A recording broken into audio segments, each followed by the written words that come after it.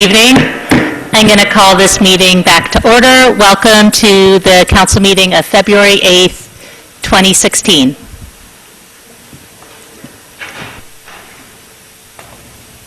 And please rise for the color guard.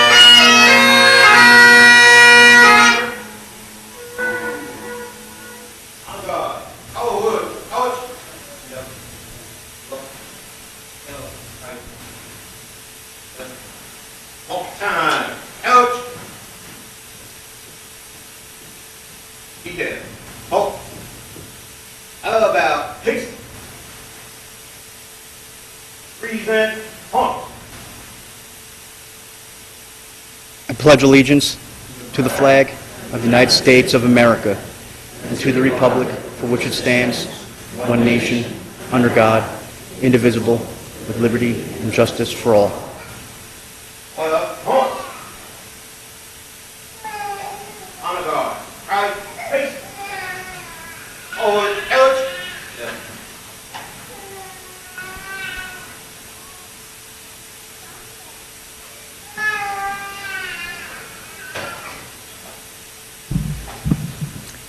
Thank you very much. Please be seated.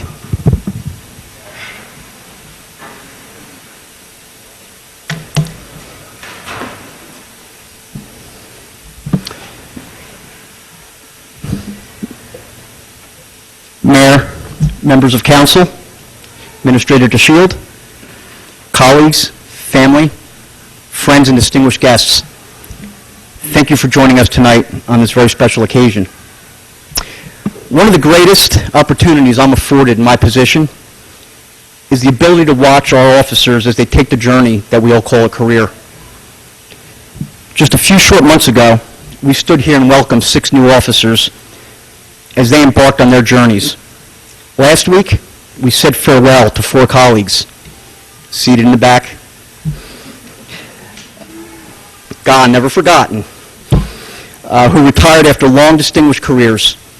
Their voyage is now complete. Tonight we recognize 5 officers who are entering a very special stage in that journey. As I said to our officers several months ago, our chosen career comes with tremendous responsibility, sacrifice, and at times great burden. As these newly promoted officers take this next step, their responsibilities, their sacrifices, their burdens will become greater. They will feel tremendous allegiance to those they serve and to those they lead. Every decision they make will be that much more significant, that much more important. At times, they will question their decisions with intense scrutiny as they consider the ramifications of their choices. As they encounter these challenges, they must remain resolute in the knowledge that they have all exhibited the qualities that are required of them in their new positions. They put others before themselves. they sacrifice for the betterment of the department and the community, and they have a sense of service. They have all earned the respect of their colleagues.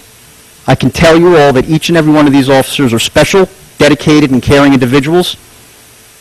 Our department will be a better organization because of their leadership. Please know how proud I am of you all, and know that you all have my full faith, confidence, and support. Finally, to the families and friends here tonight, these officers have not undertaken this journey alone. We recognize your sacrifices made so that they can be here to serve our department. Thank you for sharing them with us.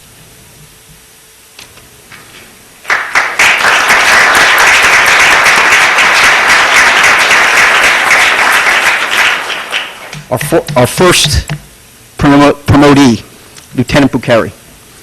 And just excuse me if this is very emotional for me tonight as well, because I've known these officers, just about all of them, since the beginning of their careers. And as I said earlier, watching this is very moving for me, as I'm sure it is for a lot of you here. Lieutenant Bucheri began his career with the Princeton Borough Police Department in 1999. There he served in the Patrol Division until 2004, at which time he was transferred to the Safe Neighborhood Unit. In 2005, Lieutenant Bucheri was assigned to the Detective Bureau, where he served until 2007. While in the Detective Bureau, Lieutenant Bucheri was instrumental as an investigator in Operation Weeping Willow, which is a narcotics trafficking investigation that led to the largest narcotics and illegal currency seizure in Mercer County history. In 2007, Lieutenant Bucheri was promoted to sergeant. In 2013, Sergeant Bucheri was assigned to supervise our Safe Neighborhood Bureau, and he has also served as a department supervising weapons instructor. Lieutenant Bucheri is a graduate of the 200th Municipal Class of the New Jersey State Police Academy at Seagirt, and he holds a bachelor's degree in Law and Justice from the College of New Jersey. He has numerous certifications and has been the recipient of numerous awards. Upon promotion, he'll be assigned to the Support Services Division. Lieutenant Bucheri, please step forward with your family to be sworn in.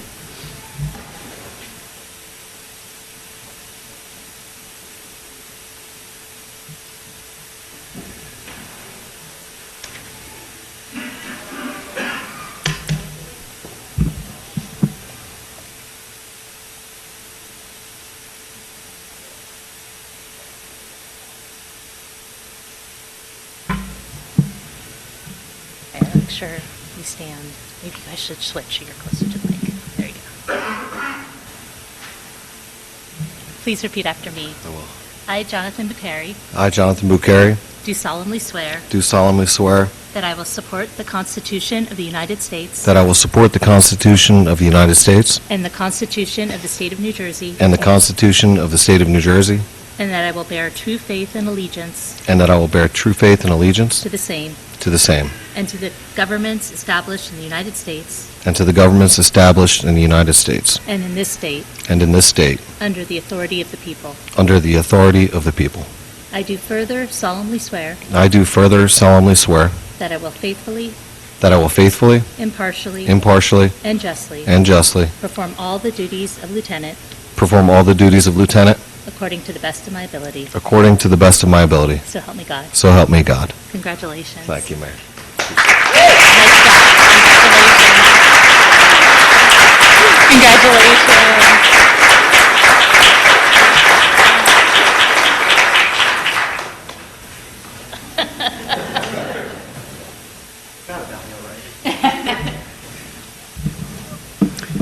Lieutenant Jeff Maurer. Lieutenant Maurer began his career with the Princeton Township Police Department in 1996. There he served in Patrol Division until 2000, at which time he was transferred to the Community Action Team. While in this unit, Lieutenant Maurer was responsible for the development of countless community and traffic-related initiatives. In 2008, Lieutenant Maurer was promoted to corporal and reassigned to Patrol Division until being promoted to sergeant in 2009 when he took over supervision of Patrol Squad.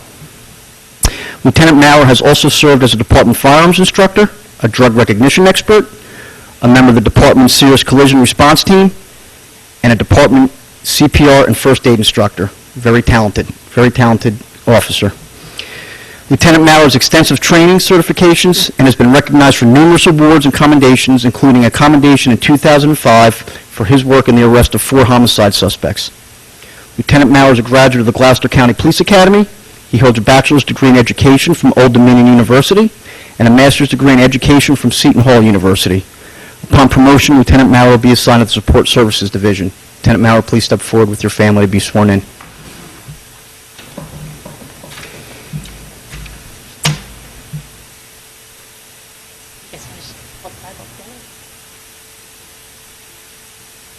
Please raise your right hand and repeat after me.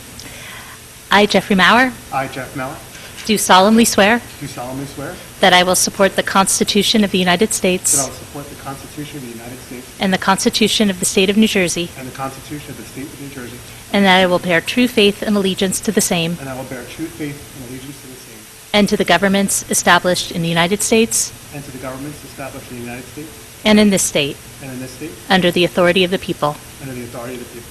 I do further solemnly swear I do further solemnly swear that I will faithfully, that I will faithfully, impartially, impartially, and justly and justly perform all the duties of lieutenant perform all the duties of lieutenant according to the best of my ability. according to the best of my ability. Congratulations.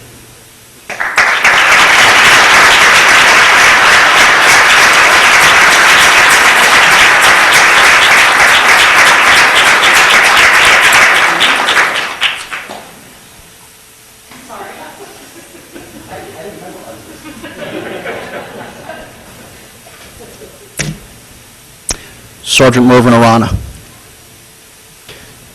Sergeant Arana began his law enforcement career with the Middlesex County Sheriff's Office in 1995, where he served for 5 years before joining the Princeton Borough Police Department in 2001. He was assigned to the Patrol Division, where he served in numerous capacities, including officer in charge and field training officer. He was assigned to the Detective Bureau in 2011. Sergeant Arana is a certified community policing officer, a field training officer, an active shooter response instructor, defensive tactics instructor, and he serves as an instructor at the Mercer County Police Academy. Sergeant Arana is a graduate of the Somerset County Police Academy as well as the 183rd session of the New Jersey State Police Criminal Investigation School. He holds an associate's degree in criminal justice from Mercer County Community College. Upon promotion, Sergeant Arana will be assigned to a patrol squad, in charge of a patrol squad. Sergeant Arana, please step forward with your family to be sworn in. I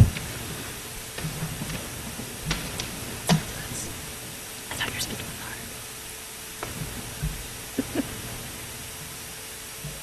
Laura. Middle of the Bible.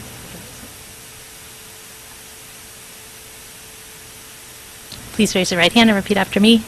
I, Mervyn Arana, I, Mervyn Arana, do solemnly swear do solemnly swear that I will support the Constitution of the United States that I will support the Constitution of the United States and the Constitution of the State of New Jersey, and the Constitution of the State of New Jersey, and that I will bear true faith and allegiance to the same and I will bear true faith and allegiance to the same and to the governments established in the United States and to the governments established in the United States and in this state, and in this state, under the authority of the people. under the authority of the people. I do further solemnly swear I do further solemnly swear that I will faithfully, that I will faithfully, impartially, impartially, and justly and justly perform all the duties of sergeant perform all the duties of sergeant according to the best of my ability. according to the best of my ability. So help me God. So help me God. Congratulations.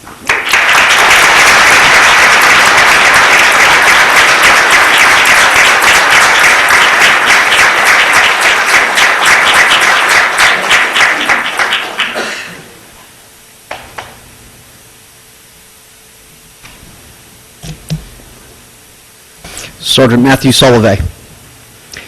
Sergeant Sullivan began his career with the Princeton Township Police Department in 2005. He worked in the Patrol Division until being assigned to the Traffic Bureau in 2010. In 2011, he was promoted to corporal and reassigned to the Patrol Division. In January 2014, Sergeant Sullivan became the first K-9 handler in the newly consolidated department's history. Sergeant Sullivan and his partner Harris have served the department in a variety of capacities. They are also members of the New Jersey Detect and Render Safe Task Force. We're currently doing research to see if K-9 Harris is also being promoted tonight. We haven't gotten a legal opinion yet. We think so. Sergeant Sullivan has numerous certifications and has been recognized numerous times for his service to the community. He has served as a defensive tactics instructor, a field training officer, specialty munitions instructor, and he serves as an instructor for the Princeton Police Department's Youth Academy. Sergeant Sullivan is a two-time recipient of the Mothers Against Drunk Driving Distinguished Service Award. Sergeant Sullivan is a graduate of the John H. Stamler Police Academy, Union County. He and K-9 Harris are graduates of the New Jersey State Police K-9 Scent Detection Course and the New Jersey State Police K-9 Patrol Course. Sergeant Solovey holds a bachelor's degree in criminal justice from Seton Hall University and a master's in administrative science from Fairleigh Dickinson. Upon promotion, Sergeant Solovey will be assigned and in charge of a patrol squad. Sergeant Solovey, please step forward to be sworn in.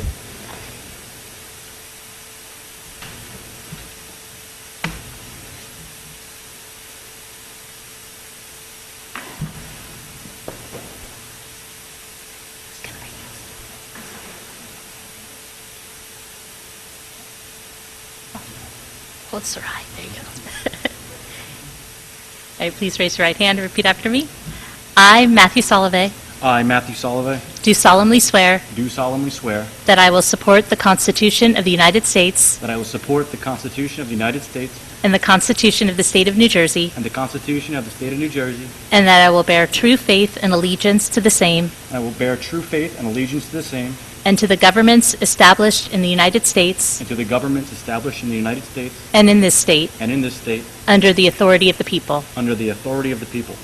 I do further solemnly swear I do further solemnly swear that I will faithfully, that I will faithfully, impartially, impartially, and justly and justly perform all the duties of sergeant perform all the duties of sergeant according to the best of my ability. according to the best of my ability. So help me God. So help me God. Congratulations. Thank you very much.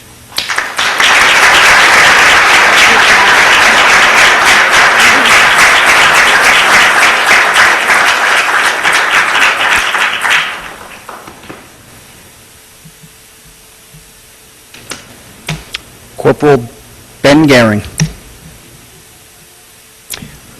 Corporal Gehring began his career with the Fieldsboro Police Department in 1999 before joining the Princeton Township Police Department in 2000, where he served in patrol until 2004. Between 2004 and 2008, he was assigned to the Community Action Team.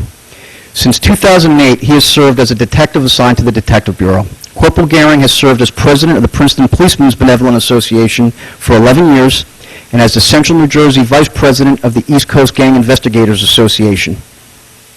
Corporal Gehring has been responsible for many community and police partnerships, including developing the Police Department's Youth Academy, coordinating the Gang Awareness Prevention Program, instructing the Drug Abuse and Resistance Program, and locally leading the Governor's Safe School Initiative. Corporal Gehring has become well known in our local schools for the countless presentations he has given to the youth of our community on many public safety topics.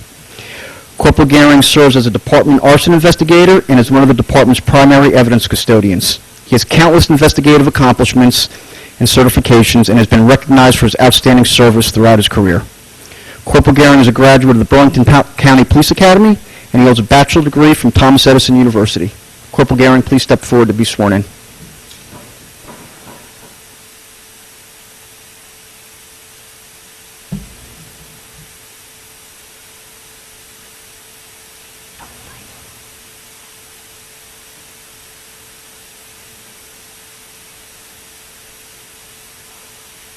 I, Benjamin Gehring, I, Benjamin Gehring, do solemnly swear do solemnly swear that I will support the Constitution of the United States that I will support the Constitution of the United States and the Constitution of the State of New Jersey, and the Constitution of the State of New Jersey, and that I will bear true faith and allegiance to the same and I will bear true faith and allegiance to the same, and to the governments established in the United States and to the governments established in the United States and in this state and in this state, under the authority of the people. under the authority of the people.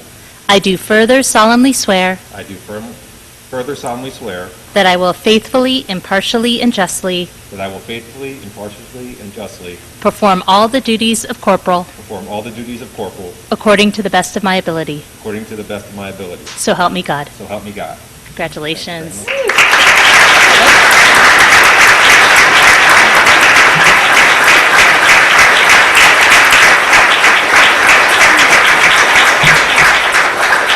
And I would just like to invite all the officers back up that we just promoted and to invite council down so we can congratulate you one last time before we get on with the meeting.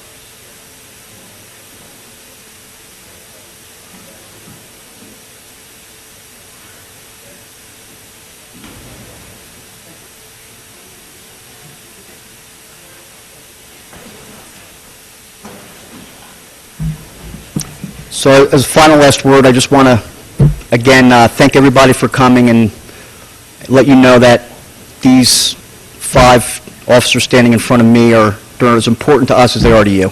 So we often use the word family, and they are family, and as you are to us. So thank you very much, and thanks for sharing in this. Officers dismissed.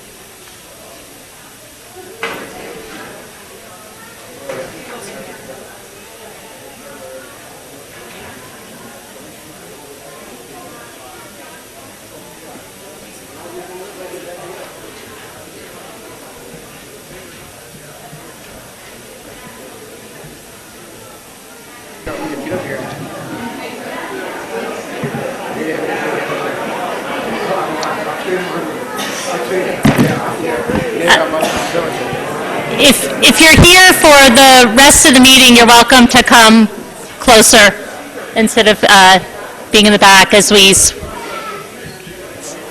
some of our officers leave.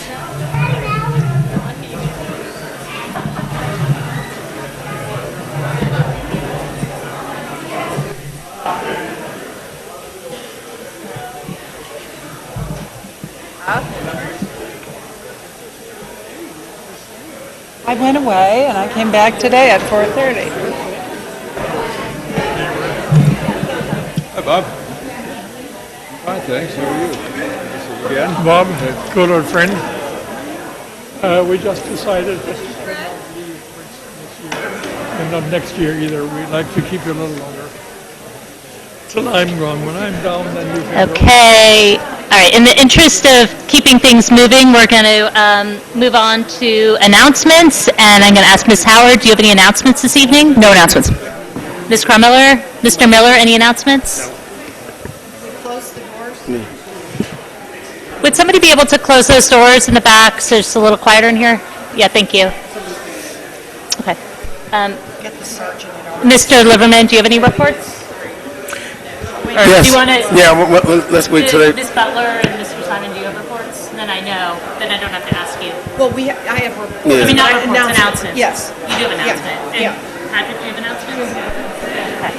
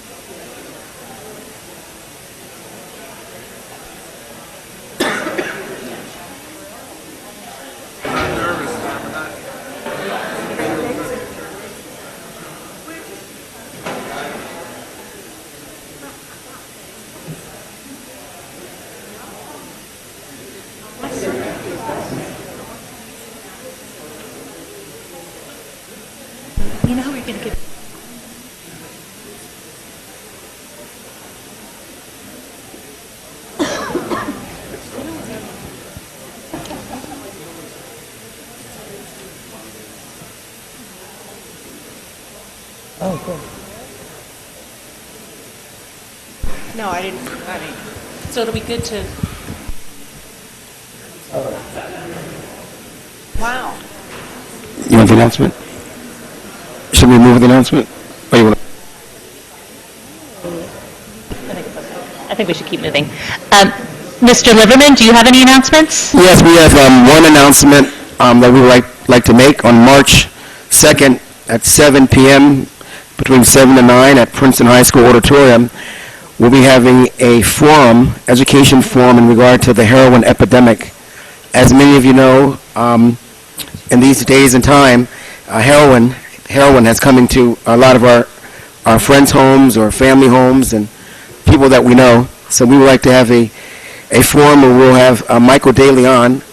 He's the founder and speaker of Steered Straight, along with our county prosecutor and Corner Clinical Director and our own Lieutenant Jeffrey Maurer. And it's going to be an informative time, and we welcome everybody. And that's March 2nd, 7 to 9 p.m. at Princeton High School. There's flyers in the back. Please take one. Thank you. Ms. Butler, do you have any announcements? I do, thank you. I have two announcements. One is that on Wednesday, March 9th at 6:30 in the community room in this building, so right down the hall, we'll be holding the first of two community meetings for the Mary Moss Playground planning. And this is a meeting where we will be interested in getting input from the entire community about what we would like to see, what you would like to see in the redesigned playground. The second meeting is Tuesday, May 3rd at 6:30. I have flyers. I printed a few flyers, both in English and in Spanish, and they are on the back table. The second announcement is that the Rec Department is accepting applications for summer employment, and you can find the relevant information on the website. Okay, thank you. And Mr. Simon, you did not have that? Okay. I had a couple announcements. The first announcement is we had originally scheduled the next council meeting to be on February 22nd. We are going to be having a council meeting on February 2nd, but it's going to be a special council meeting devoted to a work session on the Witherspoon-Jackson historic designation question. I think that will be held in this room, but stay tuned in terms of where that will be held. We're going to move our regular council meeting for the month to February 29th. So special meeting on the 22nd, regular council meeting on the 29th, and all of that will be posted on the website. In addition, on Saturday, February 27th, the New Jersey Walk and Bike Coalition is going to be holding their annual summit meeting here in Princeton at Princeton University, and it's an exciting thing for Princeton. Normally it's held somewhere in North Jersey, but I think in part because of the work we're doing here on bike infrastructure, they chose Princeton as their place to do the summit. And you can register for that if you're interested online. Are there any announcements from staff? Nope. Mayor, I have one item, and that is Witherspoon Street is going to be closed, abutting the Avalon Bay development on Friday from 7 till 5, and possibly on Saturday to the same time, to provide for utility connections to be installed across Witherspoon Street at those times when school is closed. Okay, thank you. Any other staff announcements? No? Okay. Then we'll move on to approval of the minutes. The first is the minutes from October 26th, 2015. Are there any changes or comments on these minutes? I had a couple corrections, and they're all in there, okay? And are there any additional comments for the minutes of October 26th? Seeing none, did everybody get the sheet with a couple of changes? All right. Is there a motion then to approve? Second. Moved by Mr. Miller with the changes, seconded by Ms. Crumiller. All in favor? Aye. Aye. Any opposed? Minutes passed. Next is... Well, and Linda, I'll abstain because I was not at that meeting. All right, and then next are the minutes from December 14th, 2015. Are there any comments or corrections on these minutes? Is there a motion to approve? So moved. Second. Moved by Ms. Howard, seconded by Ms. Krummeller. All in favor? Aye. Any opposed? Next is the minutes from January 11th, 2016. Are there any comments or corrections on these minutes, or is there a motion to approve? So moved. Second. Moved by Mr. Miller and seconded by Ms. Krummeller. All in favor? Aye. Aye. Any opposed? Those minutes passed unanimously, too. And I think now, So yes, you're probably abstaining in that one? Yes, thank you. Sorry. Yeah. All right, and just for the record, Ms. Howard abstained for the October 26th, Ms. Butler for the January 11th. All right, and looks like we might be setting a record for public comment tonight, which is great. But I'm going to come down and get those sheets so we can move to the first public comment. And the first set of public comment will be for items that are not already on the agenda. I know from seeing some of you that you might be here to comment on one of the ordinances, and I just ask you not comment at this section of the meeting, that you wait till we get to the ordinance. I also wanted to make one additional announcement that I forgot to make during announcements, and that there was a part of the agenda that was not sent out. The full agenda wasn't sent out for one of the items, and that was for the personnel manual. That's one of the resolutions on the agenda tonight. And since council did not have a chance to see it and the public didn't have a chance to see the language, we're going to be holding that item on the personnel manual till either that February 29th meeting or the first meeting in March. Right.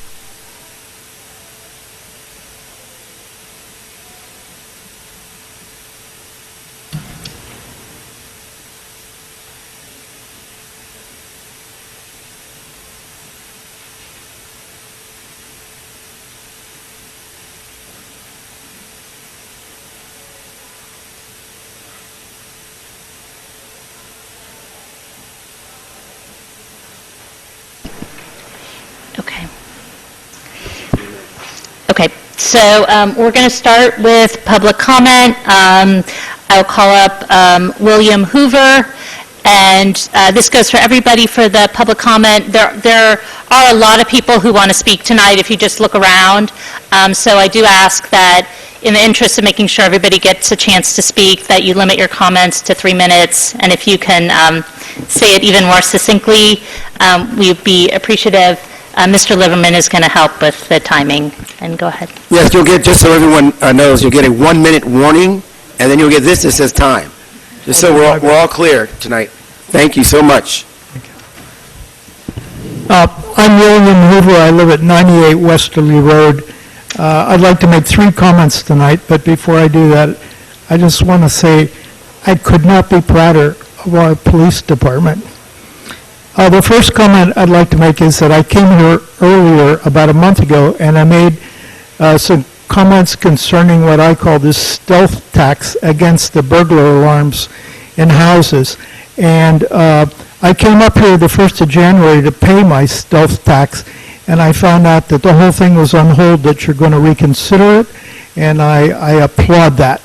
I sent an email out to several people in the administration to make them aware of the fact that there was an article in the December issue of the Princeton Packet that there had been 2 attempted burglaries, one on Hodge Road, I think, and another on Lawrenceville Road, wherein the burglars stopped because there was a burglar alarm in the house.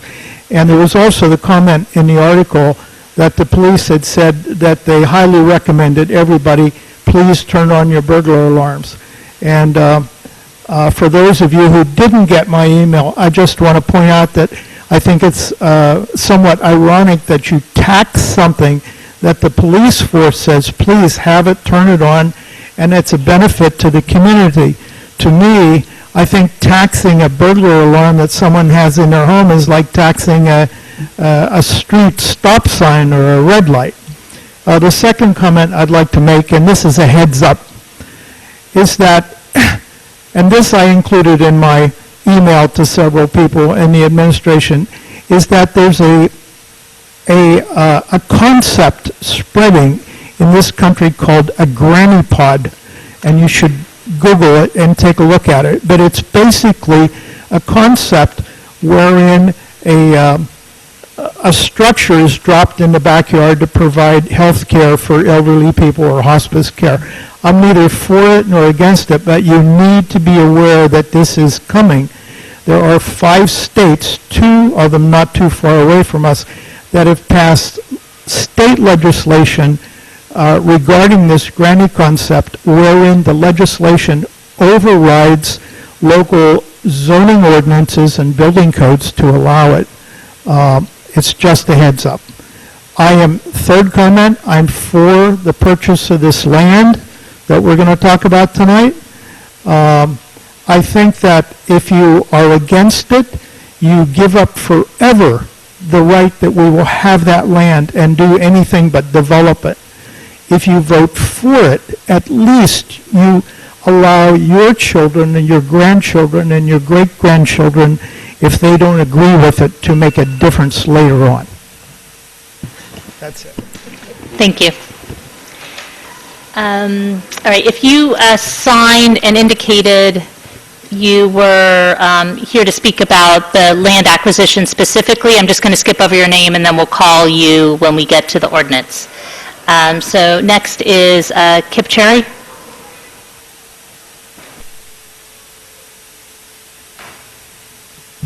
Kip Cherry, 24 Dempsey Avenue. I want to talk just a little bit about the budget situation. I'm very concerned about the possibility of a property tax increase in Princeton. We are working very hard, on the one hand, to try to build deed-restricted affordable housing, which costs the taxpayer, while raising taxes on those who are paying their full weight in paying property taxes. Therefore, the folks in the middle are being squeezed. In my view, we need to figure out places in the budget where we can postpone spending money until we have gotten further in paying off our current debt. One of the key things we want to maintain is a racially and culturally diverse community. One of the key reasons for consolidation was to find ways to make ourselves more efficient. I actually think that working with other municipalities and with the county, there are still more efficiencies through shared services and equipment that can be found. We also need to live within our means, which means postponing not only the purchase or construction cost of some big-ticket items, but also postponing professional land survey and design fees until we have paid off more debt. We really need to question capital projects that serve a group on the one hand while raising their taxes. So we're providing services to them, but also raising their taxes. For the future, we also need to look at asking developers to take on capital costs that may be suddenly required because of their project. Looking at where we are in the scheme of things, in 2014, we were 11th in the whole state in the amount of taxes paid per residential property. We were the 11th. We need to do better. In my view, we also have to work together in raising private funds for some projects. Goodness knows that raising funds is often not easy to do.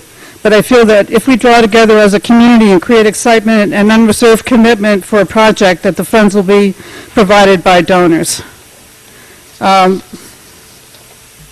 Finally, there are a number of projects that the town can take on as priorities that don't require a large town investment.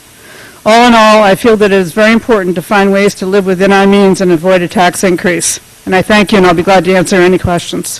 Thank you. Next is Craig Garcia.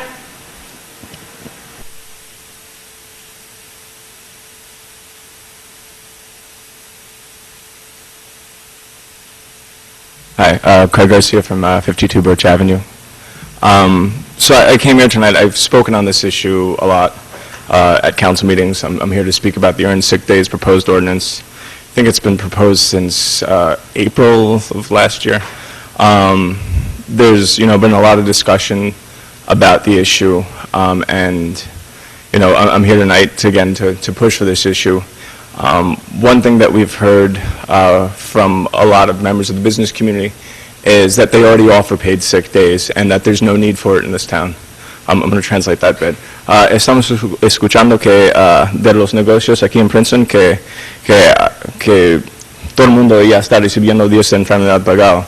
But the truth is that that's not at all the case. There's many, many workers in this town, folks that live in this town. Y realidad que hay muchos trabajadores que viven aquí en ese pueblo y trabajan aquí en ese pueblo that live and work in Princeton that don't benefit from paid sick days. And a lot of folks came out here tonight to show their support. I'm going to ask them actually to stand up if I can get them to. Tenemos muchos miembros que están aquí en apoyo de esta enfermedad pagada aquí esta noche, si pueden levantarse. If you're for paid sick days, if you mind standing up. There's a lot of community support for it. A lot of these folks I just met tonight, now we were sitting in the other room just before this listening to folks' stories about paid sick days, and I mean, it's not a surprise to me. There's a lot of folks that would benefit from this ordinance. 12 cities in New Jersey have passed this ordinance already, and it's time it happens here in Princeton.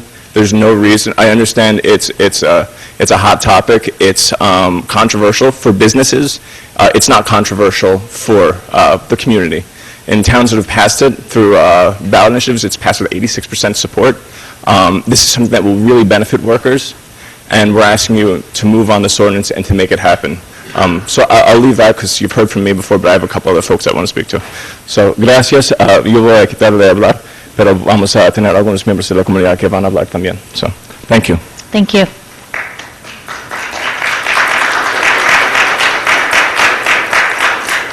Luis Estrada?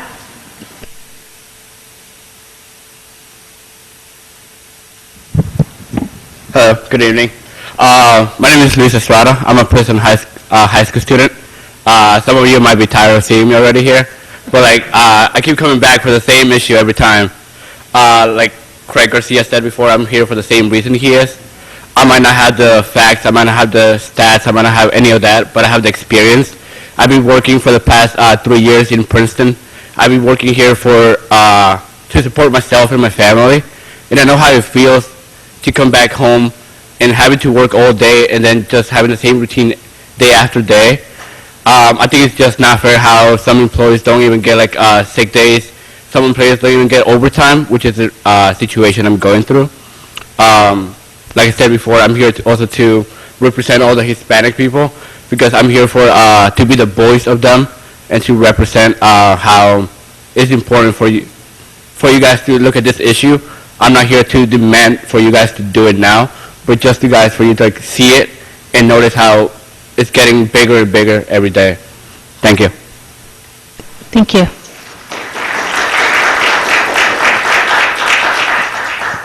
Lillian Davila? I'm also here going to translate for them. Some of them are here to speak Spanish. Hola, good night. My name is Esmerna de Leon. I have my daughter here, Glendy de Leon. She had asthma when she had 6 months. Actually, when she had 3 months, the doctor told me she had trouble to breathe.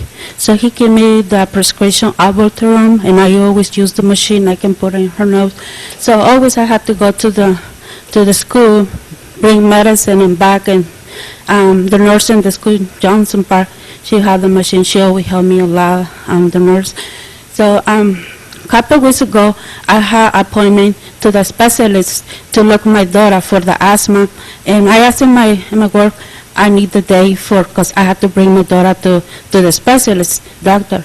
And my manager said, why you want to go in the morning?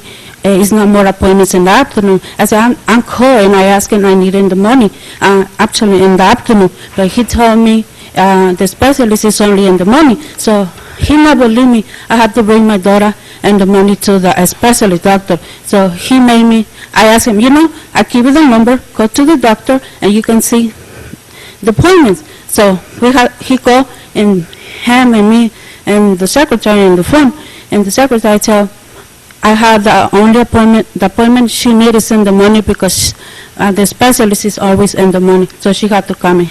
So so he gave me the permission to go to see the doctor and my daughter. So I always worry the day when she's sick, who's going to take care of my daughter, and I had to go work. And I had two daughters, so that's I'm worried. See, the day is sick, who's going to take care of my daughters? And I had to go work. So I'm here for, it's not only my situation, but I'm really in the situation, and in this area in Princeton, a lot of the moms work, and sometimes we don't have the help to somebody take care of our kids, and it's not easy to get a babysitter in the minute, call somebody and your friends, can you please take care of my daughter, I have to go work. It's not easy. It's hard to find one person call in the minute and take care of your daughter, especially when you have to put a machine that I use for my daughter for asthma. So it's hard. So I hope I take care of my situation, and I know it's 100 stories in Princeton. Probably we don't have the time today, but and a lot of people have scared to not come here to speak because sometimes thinking I don't have papers. In my situation, I have papers. My kids born here. I'm living in Princeton for more than 26 years, working here, paying my taxes, and follow the rules, respect this country. And I have my kids in college in New Jersey, graduated last year, and now I'm working for my two daughters, work in this community, and this is my situation, Mr. Thank you very much.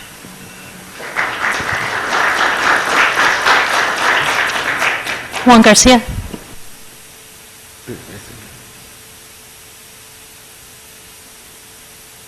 Buenas noches, mi nombre es Juan García y vivo en la 39 de la Lee Avenue. My name is Juan Garcia, and I live in 39 Lee Avenue. Tengo 15 años trabajando para la misma compañía y nunca he recibido un día de enfermo ni un día de vacaciones, y es por eso la razón que estoy aquí, para ver si ustedes pueden hacer algo por nosotros. The only reason I'm here today is because I've been working for the same company for the past 15 years, and in any of those years I've never been paid for sick days or vacation days. Se los agradecería mucho porque pienso que todos somos humanos y tenemos derecho, o todos nos enfermamos, y cuando estamos enfermos y tenemos mucho tiempo de trabajar en la misma compañía, tenemos derecho a que nos paguen. I will be really thankful if you guys can find a solution to this, because we're all humans and we all get sick, so we all deserve to at least once a year get paid for that. Thank you. Thank you. Thank you.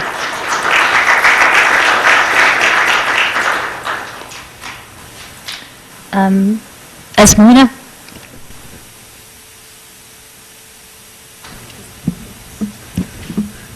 Sí, buenas noches.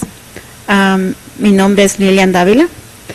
Estoy aquí por la razón que soy madre de 2 niños y muchas veces estoy para representar, pidiendo a la comunidad. Vivo en el área de Princeton, trabajo en el área de Princeton, para pedir que nos paguen días de enfermedad, 5 días de enfermedad.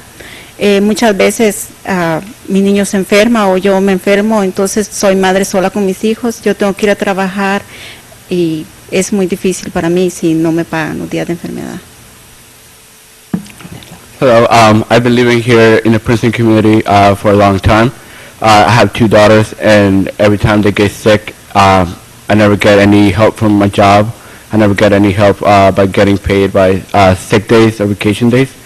I am the voice of the community, and I want everyone to find a solution to this, because we are all together, we can find something for this. Gracias. Thank you. Thank you.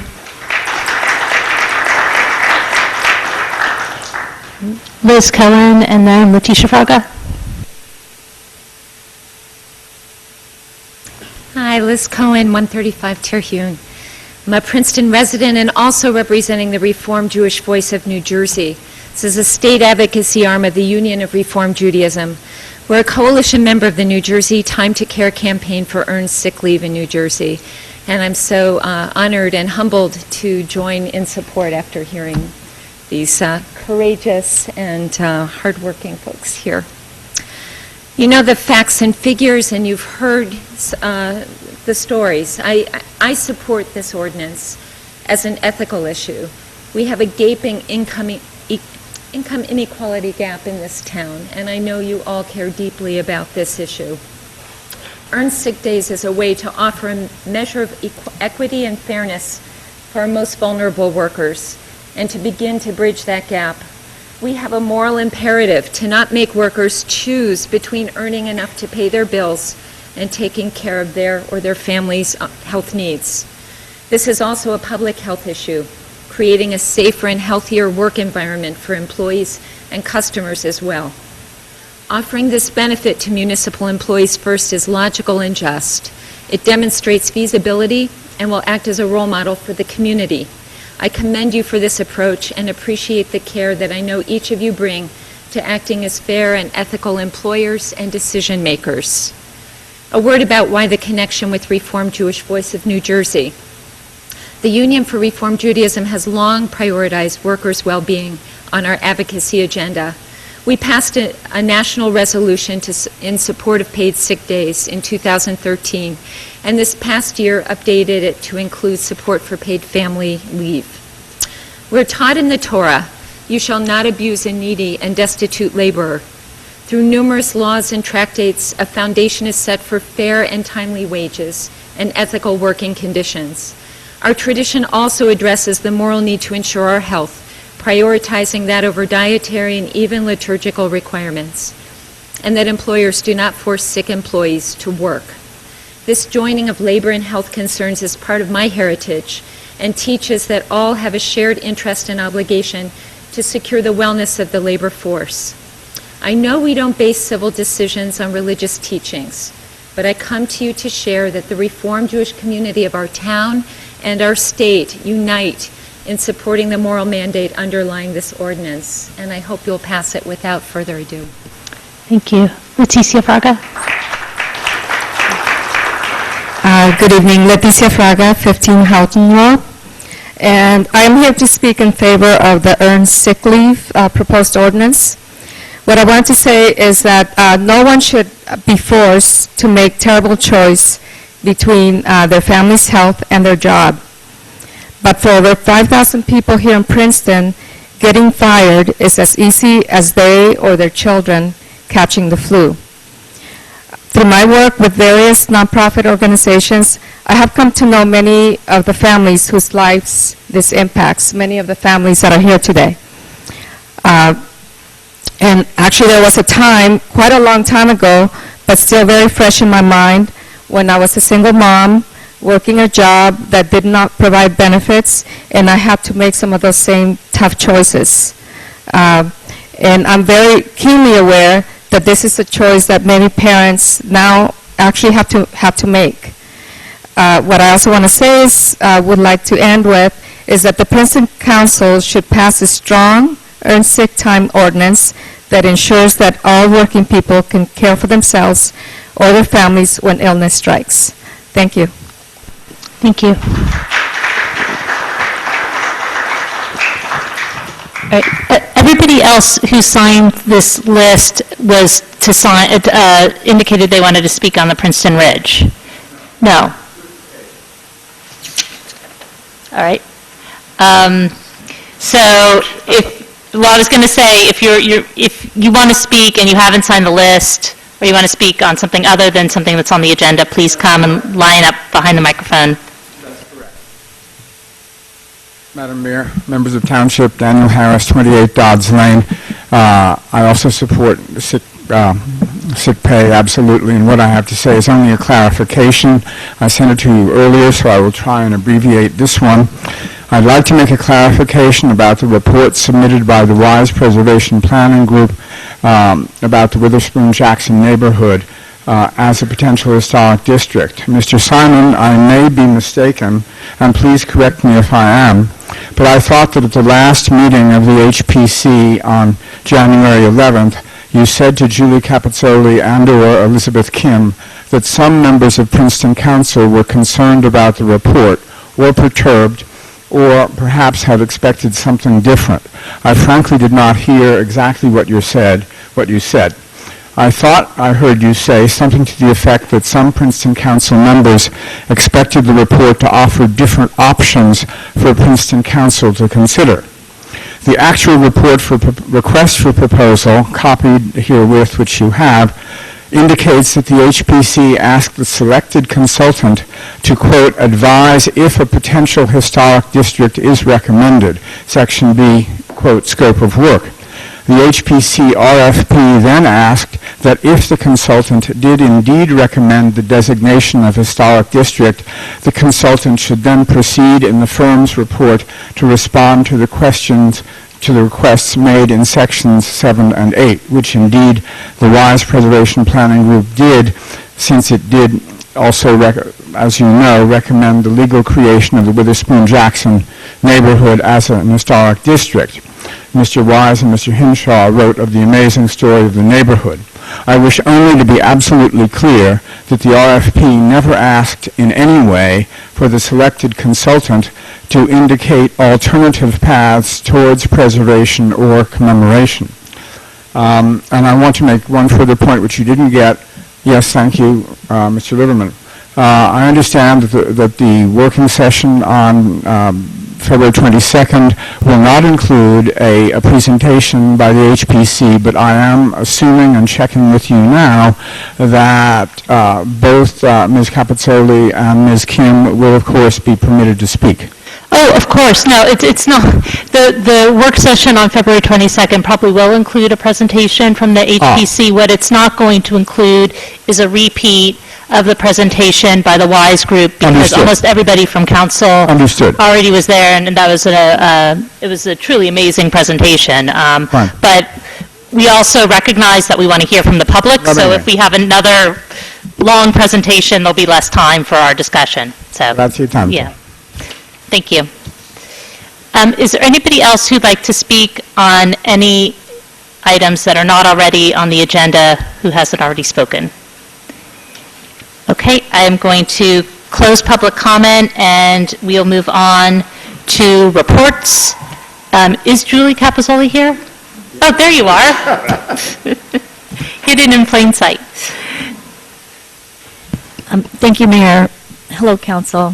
I'm just going to read the memo that I wrote from the Commission's decision on guidelines, and I'm really looking forward to the February 22nd working session. I think we'll address a lot of the issues that the guidelines discussion raised, and there's a lot of good information, not only from the report, but in the ordinance as well. So, thanks. The Princeton Historic Preservation Commission, hereafter referred to as HPC or Commission, has considered and weighed the recommendation of our consultant, WISE Preservation Planning, LLC, to provide design guidelines as part of the designation for the Witherspoon-Jackson Historic District. This is a topic that came up often during the draft and final report phases and presentations of this report. After further deliberation, the Commission unanimously agreed that they were not in support of providing design guidelines as part of the recommended Witherspoon-Jackson Historic District designation. There are 19 existing historic districts in the municipality of Princeton, none of which have been subject to design guidelines, and all of which have been functioning without them since their inception. The Commission supports the preparation of such guidelines in the future, which should apply to all historic districts. However, it is by no means a necessary criteria that should be solely tied to the recommendations of this historic district. Imposing such a requirement would take numerous months to complete and unnecessarily extend the opportunity for more teardowns and the alteration of the important historic fabric within this neighborhood.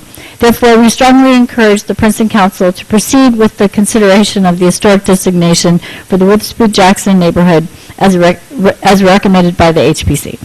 Respectfully, Julie Capizzoli.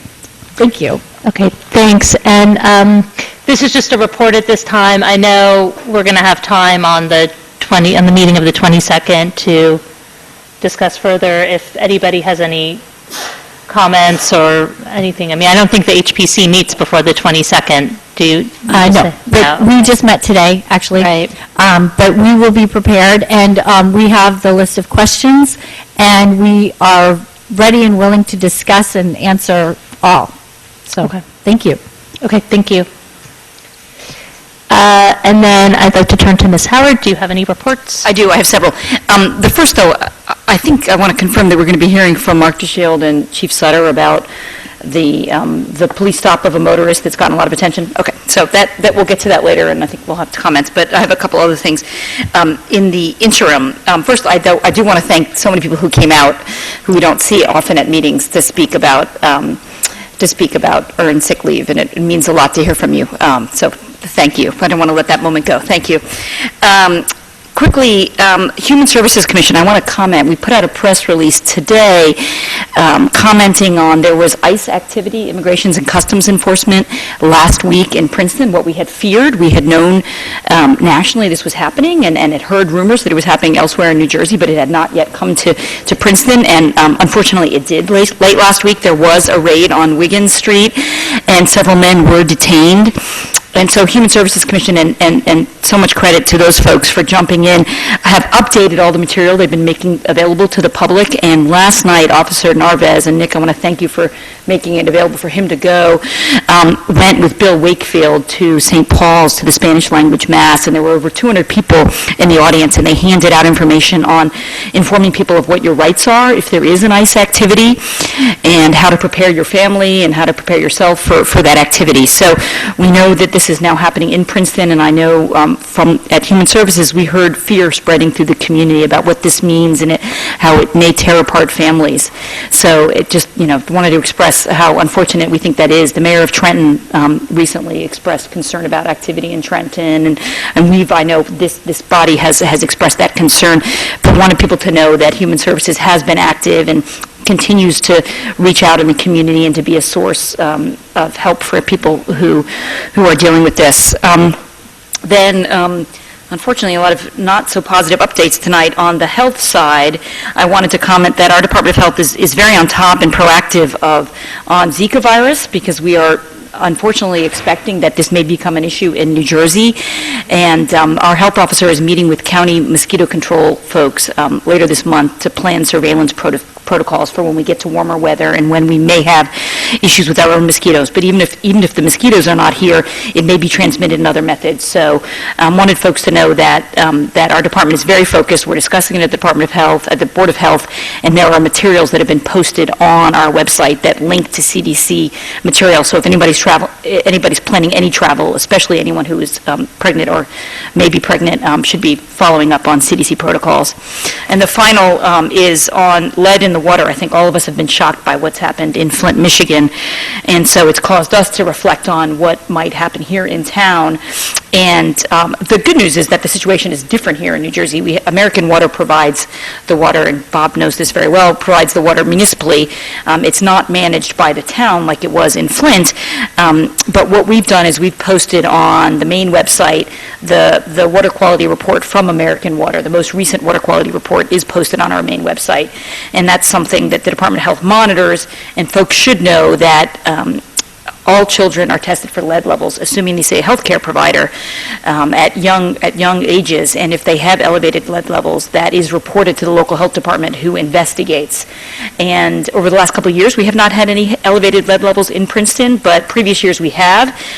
Usually it relates actually to old housing stock, not to the water, but it's obviously very serious given the impact it can have on the development of young children.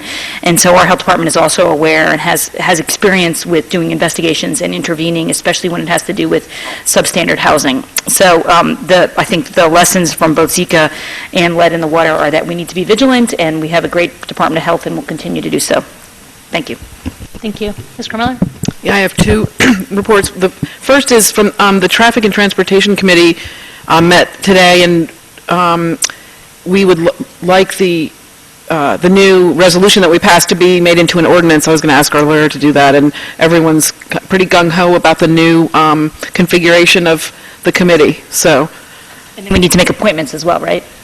Right. There are 2 additional spots for that committee, and I think we have a number of interested people already. So, the second thing is that the mayor and I, as members of the planning board, and the chair and the vice chair of the planning board, have met with some planners to talk about the challenges of both consolidating our zoning, which hasn't been done yet, and addressing the issues that have been raised by the community about tear downs.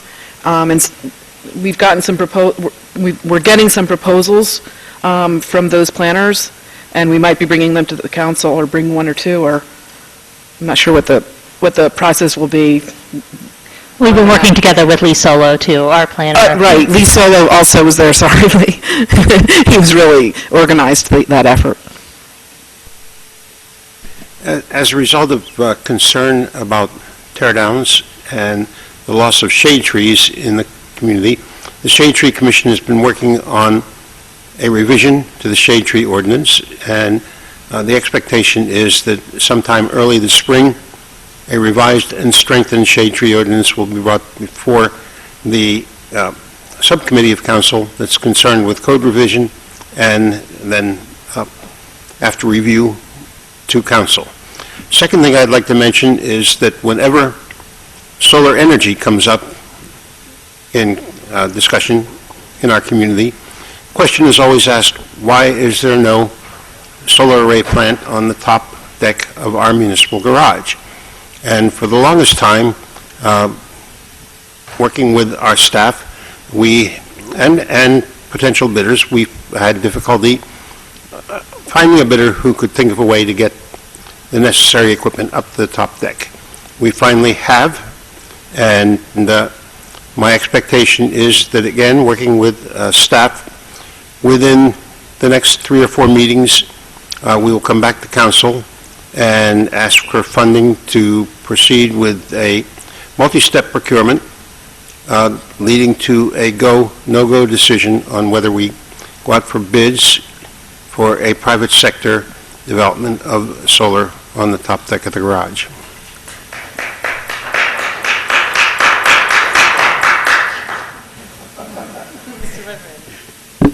I'm going to let you comment on the meeting we had with the university, but I just want to report, during the snowstorm, there were a few of us homeowners that weren't responsible for shoveling, weren't responsible as we should have been for shoveling snow in a timely manner, and timely manner meaning 3 to 4 days after. And that caused the, I would say, the safety of several of our children walking to school. They'll walk on the sidewalk and have to go on the street and go around your resident to get back on the sidewalk to go to school. And I'm just asking that whenever we have snowstorms of that sort, if we can be mindful as homeowners, that it's not just for us, but it's for a lot of children that walk by, or elderly people, or anyone that walk by your sidewalk, to try to have the snow removed in a timely fashion. And if you find that there's an issue with that and you cannot do that, then you can notify the municipality, and I think that they have some kind of way that we'll come out and do it, but I think that there may be a fee if we have to do your whole sidewalk. But please just try to be mindful if you can. Thank you. Ms. Beller? I was going to have actually a longer report, but given the hour, I'm going to cut it down. I did want to note that this winter marks the 45th consecutive season of the Dillon Youth Basketball League, which is administered by PRD and run at Dillon Gym. All the coaches, and I think there are about 80 of them, are Princeton University students. Princeton University does not charge the municipality to use Dillon Gym for this program, and we use it for about 12 Saturdays for about 6 hours each date. We have a couple of upcoming dates that are significant. On February 26th, it's Dillon Basketball Night at Jadwin Gym, and the youth basketball players will play at halftime of a men's hoops game, and there'll be a pizza party for our kids and volunteer coaches after the game. And on March 5th, there'll be another Dillon Basketball Night at Jadwin Gym, and our youth basketball players will play at halftime of a women's hoops game, and there'll be a pizza party with our kids and the volunteers.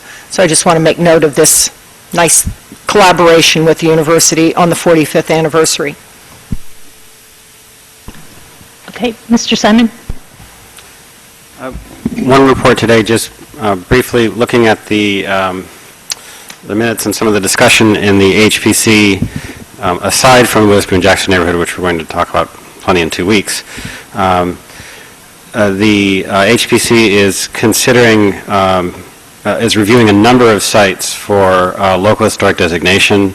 They're going through actually a fairly large list and then working on that for preparation for review with the planning board. The HPC is also working on integrating sustainability guidelines into the historic preservation process, and also looking at integrating archaeological protections into the historic preservation process. So those will be coming in future months. Great, thank you. I had a few reports. The first is back on January 29th, myself, Council President Liverman, and Mark DeShield as the administrator went to visit with the Princeton University Board of Trustees. We've been asked to talk with them pretty much every year for the past several years, and those have been productive meetings. Talked about, they had just come out with the strategic plan, which people can read online. The strategic plan now informs their campus plan, and if you're interested in commenting on the campus plan, that's also on the university website, and there's a link there that lets you comment. We spoke to the trustees about the importance of communication, especially with regards to the campus plan, because of the impact it has on the town. They were very receptive and understanding of the need for communication, and were very supportive of having some community meetings very early on, even before there's a draft. So I would expect those to happen fairly soon.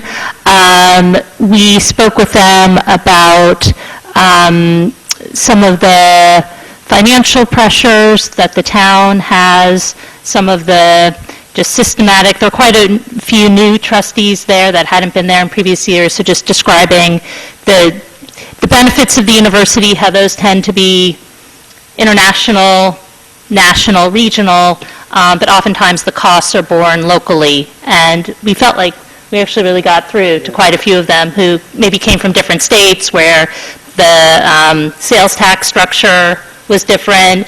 It was very eye-opening to them about how the hotel tax worked, and the position that puts Princeton Municipality in. So that was useful. And we talked to them about some of the development pressures too.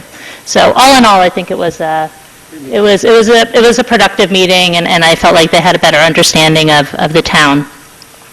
Other good news, we received a $20,000 grant from the DEP for our food waste recycling program.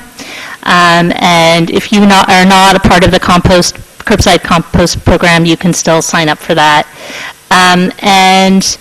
I also had a meeting with a local architect, and I know some of us have heard from some architects about one of the ordinances we passed towards the very end of 2015, which if there is a tear down of a house, that the variances are not grandfathered. And we spoke a lot about the FAR and the importance of the FAR variance not being grandfathered, but it's also true that the setback variances are not grandfathered, and some of the local architects are concerned that that makes it so that they can't use the existing foundation of the building that's there.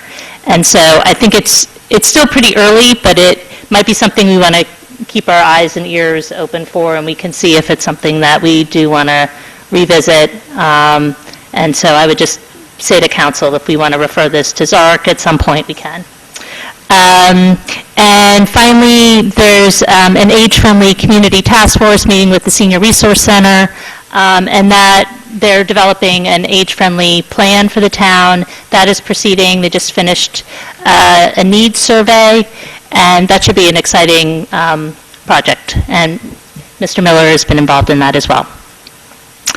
And with that, I'd like to turn it over to staff for staff reports.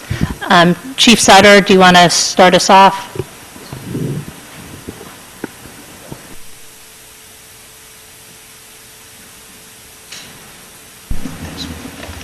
Thank you, Mayor.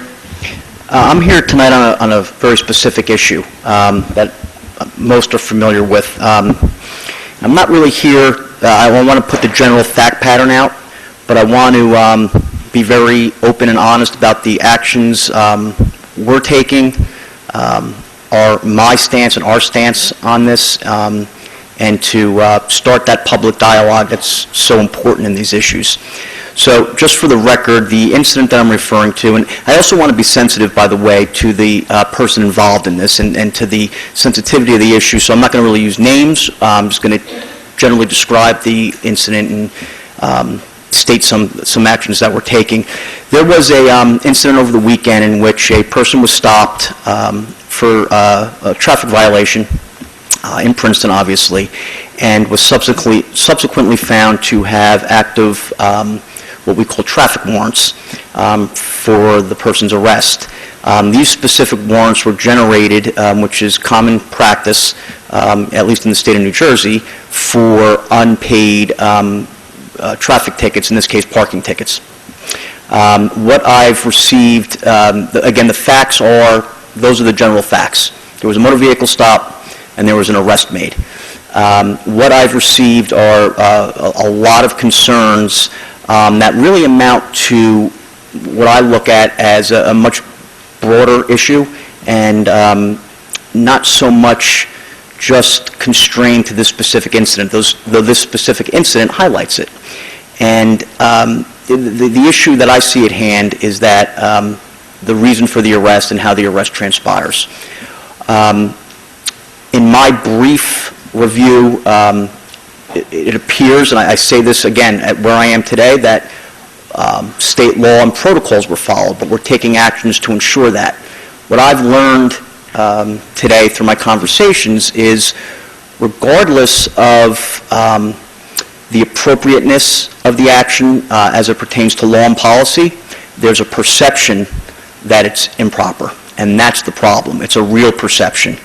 So what I've realized very quickly today is, regardless if this is 100% proper in the eyes of the law, there's a perception that it was generated very bluntly because of race and that the actions were improper. That's a problem for me. That's a problem that's real and that we have to address. Some things I want to get out to the public and get out to you right away is that neither I nor the department are taking a defensive stance in this. It's the opposite. We're not coming out saying, we're right, we did this correctly, and there's no conversation, quite to the contrary. There's going to be a lot of conversation about this, and again, regardless of how it is legally adjudicated, I have to be and am extremely sympathetic to this perception. It's a broad perception. It's not just this incident.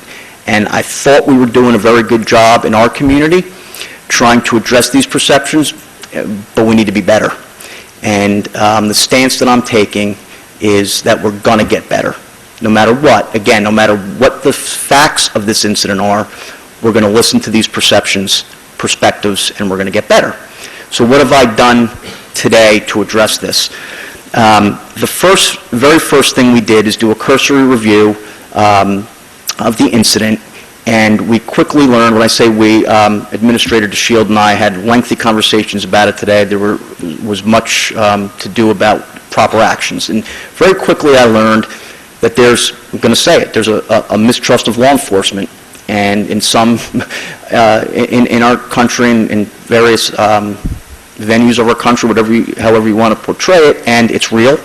And to avoid a perception that we're going to investigate ourselves, because by law and by proper procedure, we would refer this to internal affairs. But I've learned very quickly the perception is going to be you're investigating yourself, it's not going to be objective. So what are we going to do? We referred it to the Mercer County Prosecutor's Office. It's a third party that's outside of our agency.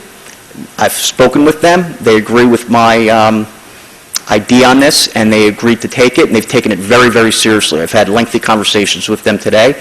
They have all the documents, and they've already been reviewed, and that's starting. There's a second aspect to this that I saw one way this morning, and I've been given a new perspective on it as I sit here before you today, and that is the video that's involved in the incident. I feel very strongly that everything should be public. It should be able to be put out there, and the video viewed, and everybody can make their own decisions on what's right, what's wrong, what we like and what we don't like. It was brought to my attention through my conversations today that there's an unintended consequence of that, and that's the privacy and dignity of the person involved.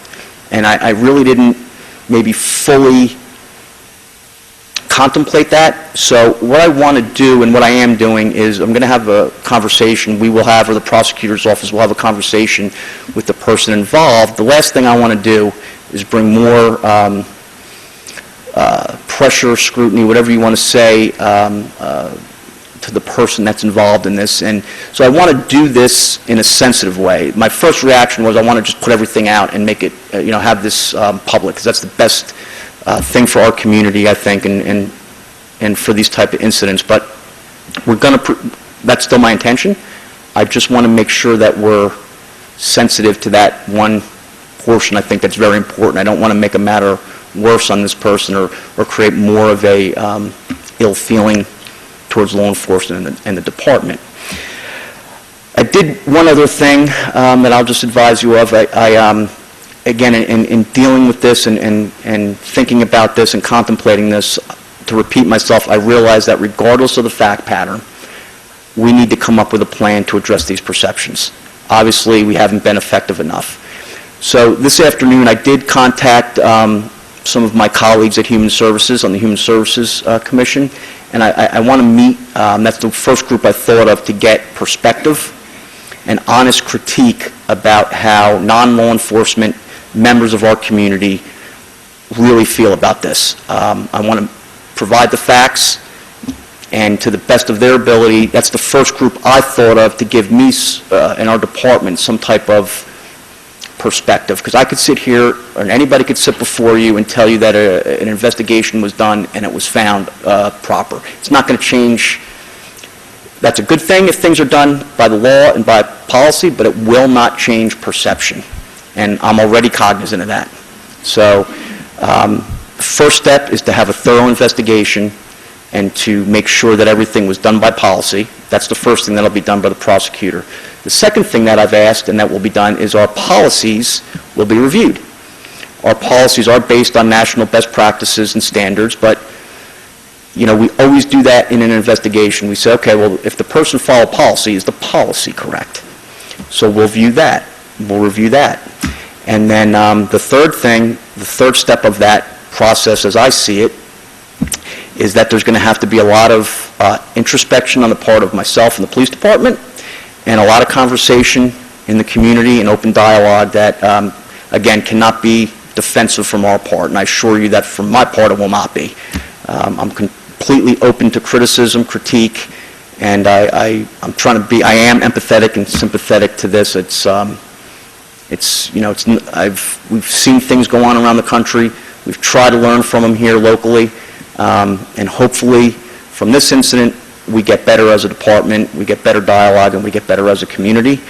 That's really the basis or foundation of what I've gone through in just maybe the last 48 hours or so since this thing kind of took off. And any questions that I can answer, I'm more than happy to answer. Nick, I'm so glad you started off by talking about perception, because perception is so important, especially given the national climate. And we've made great strides here in Princeton, expanding and improving community relations, but perception is so important. And I was struck by the oath that the officers took at the beginning, that they would faithfully, impartially, and justly perform their duties, and so that's really at the core of your mission. And so I'm glad you started there, and we learned from, and I'm glad to hear you say that we need to err on the side of transparency, and if we learned anything from Chicago and so many other places, it's that not being open is what allows these things to fester. So it's really good, and I liked your framing too. I mean, I've been thinking about it as two issues. One, did we follow the protocols here? Was this person treated as any other person would be treated? As my grandmother, as my brother, as anyone else would be treated? We need to answer that question, and we're going to be doing that internal investigation and an external. But then the second is, are those the right protocols? And does this escalate in a way that we don't think fits our values?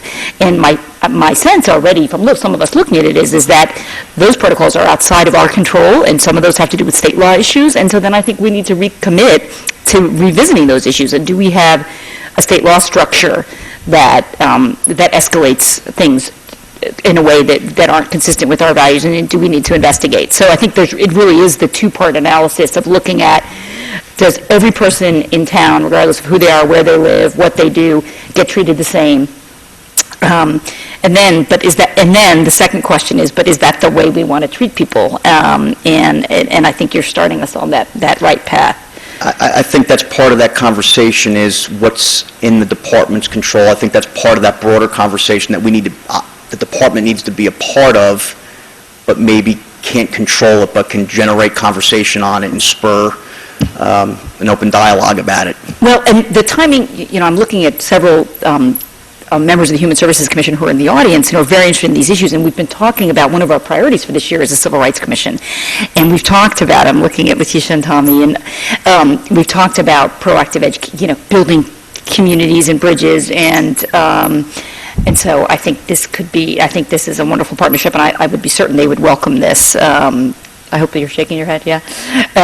And so I think there's a lot of work to be done, but we've got amazing people to work on it. And I'm struck by that oath that we've all heard tonight and the importance, and that's what ought to be guiding us. Thank you. Ms. Crowell? Right, thank you, Heather. I agree with everything you just said, and I think the big question I have is, why is there a warrant for parking tickets, a warrant for arrest? And so that I learned that you can fail to pay your parking tickets and then a warrant is put out for your arrest, and it doesn't seem like a criminal. I mean, it's not really the criminals that we want to go after, people who haven't paid their tickets. And maybe we could do something as a council to change the state law on that. That's part of the conversation and a lot of the feedback that I'm getting, and that's where I think what I was alluding to earlier or tried to be clear on is regardless of whether you followed that's the conversation, whether you followed the law and the policy or not, I think that's part of the frustration people are feeling is that, the law is not right or the process there is not right, and we need to be part of that conversation. Ms. Butler? Yes, thank you. I want to compliment you on the steps you've taken so far to address this issue and your attitude. I really have nothing but high regard for everything you've said so far.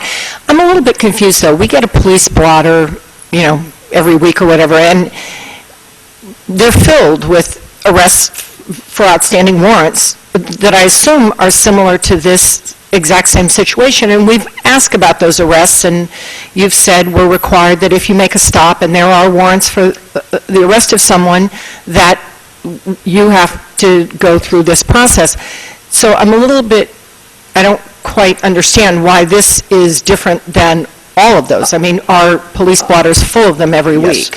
And that's a great question, and part of the very conversation that I've been having today. You're 100% accurate. It's a very common issue. I think and again, I'm speaking based on some of the feedback that I'm getting and some of the things that I'm reading, so I can only comment to that, is that there's a perception that process is wrong. That the process of, this is some of the feedback, I'm not saying this is what I'm getting and that I'm trying to be sympathetic to or am being sympathetic towards, is that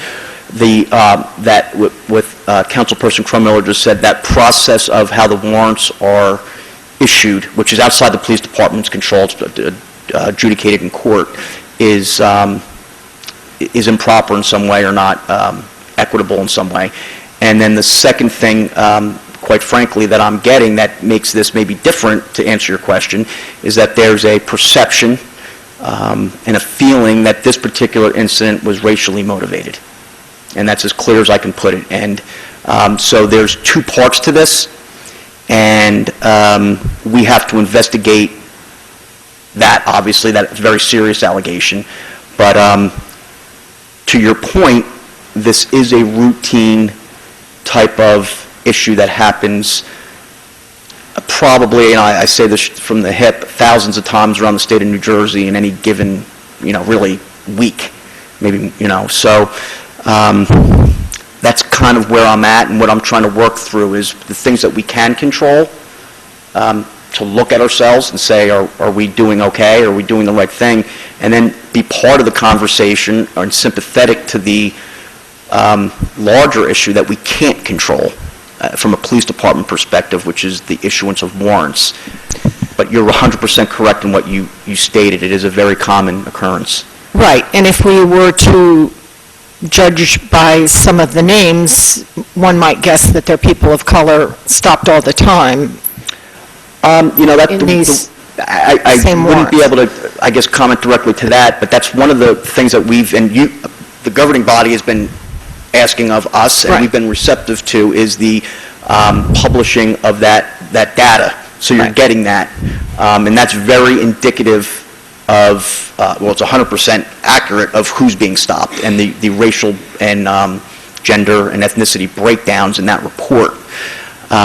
There's a lot of things that, come to mind that we've talked about, and it goes to, a very broad discussion, all of which you're accurate on. Right, but it's also the discussion that came up during Ferguson about how people, particularly people of a certain socioeconomic class, that start to get caught up in a system in a really negative way 100%. over the smallest parking ticket violation, and that pretty soon there's a warrant for your arrest, and the costs escalate to a point where It's absolutely, and we reviewed, I'm sure you reviewed that report.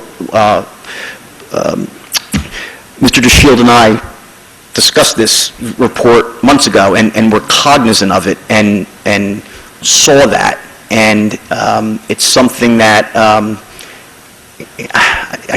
have to characterize it as a part of a bigger system that we are, in fact, by default, a part of. And as I said to you before, when you talk about the amount of complaints that we get for speeding, for instance, which is relevant in this case, when you increase your enforcement and you're responding to complaints, which we get a lot of about traffic, this is the unintended consequence, if you will. These things during the stop are uncovered by the officer that lead to things like warrants and other violations. And once there's a warrant, as you know, we're commanded by law to react. We have to. We don't have a discretion in that matter. And the issue of Ferguson and the report and the things that you talk about are, I've been looking at it, and you see that you do apply it to law enforcement nationally, because I think it's really the system that's followed by most states, and definitely here in New Jersey, that is the system of courts and how warrants are issued. Yeah, I just want to comment and say thank you, Chief. I'm a sitting member of the Public Safety Committee, and we do speak about these issues, when they come up from time to time. And I think that we are, I don't know how to say it, we are doing a great job at realizing what has to be done. We're doing a great job at understanding how difficult it is dealing with procedures and policies, and how they sometimes can have the consequences that we have seen happen over the weekend. But I also think that one of the biggest compliments is that we're willing to work together, the community and the police. And I think with that, that will project us in a whole different light. So I know Letitia and Tom and Leighton, all those guys out there in the audience, I know that they'll be willing to work with the community. Years ago on Human Services, we used to do something called study circles, and I know Tommy Parker can understand that a little better, where we all met at different times and just talk about different issues. And I think that that'd be a great way to start off, just to talk about where we are. And perception is everything. You can say whatever you want, but perception is everything. I used to say all the time on the Jersey Turnpike, when I used to own my delivery service 15 years ago, and I would go on the Turnpike and always see African Americans, for a large part, pulled over, and I would say then, before any of this came out with state police, that it seems ironic that I'm seeing all these African American people pulled over from exit 8 to 15. And that was years and years of this. So sometimes perception, can be on point, but sometimes perception can be a little misconstrued. So I think that having the dialogue, having the communication, having the community involved, I think that will go a long way. We have a model police department. We're moving in the right direction. We're hiring great people. We're promoting great people. And I think that we're going to, as in Princeton, continue to rise to the occasion. Thank you. Chief, I'd like to make certain that the people that are listening to us tonight don't leave this discussion with the perception that all the warrants that lead to warrant arrests originate with our court here in Princeton. In fact, very few of them originate with our court. Most of them originate with courts in other jurisdictions in the state of New Jersey, some from courts in Pennsylvania, some from courts in other states, and that we are bound by law to follow up on those and make the arrest. You are correct in saying that's a great point. These warrants are tied into the state administrative office of the courts in New Jersey. And on the face of the warrant, in fact, and again, not being defensive, just stating what the facts are, that it commands any officer in knowledge of that warrant to take the person into custody and to bring them before the court. And that's why it does get frustrating to a point where we have to do it. And it's not an excuse. We understand the perception, but that is one of the facts that is pertinent to the discussion. And you and I have discussed this before, and I've expressed a concern that the warrant arrests put a great strain on the time of our patrol officers, because when they make a warrant arrest, they have to follow a protocol. The protocol involves bringing the individual into the station and contacting the municipality, the jurisdiction that issued the warrant, and in some cases, we have to hold that individual until the other jurisdiction comes and picks them up, if they choose to do so. In other instances, we release them on their own recognizance. So I would just like to make sure that everybody understands that what's happened here, although the warrant in this case originated with our own jurisdiction, that whether the warrant originated with Princeton, and very few of them do, that we have no choice but to act as if that warrant represented a major issue and make the arrest and do exactly what was done. It is state law. Your assertions are correct with regard to what we consider the execution of the warrants, and it is a very intricate process, and there is a lot of administrative work on our part when that occurs. So all your assertions are absolutely correct.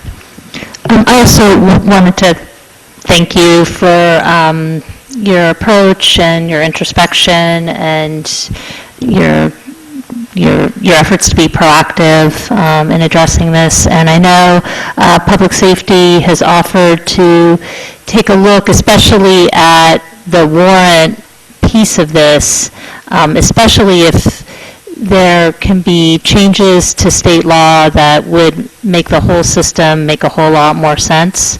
I think, speaking for myself, I've gotten a parking ticket. I pay on time when I remember to pay, but it could be any of us. I think that's the fear when you read it, is that it doesn't seem like a huge crime, and we want people to pay their parking tickets, but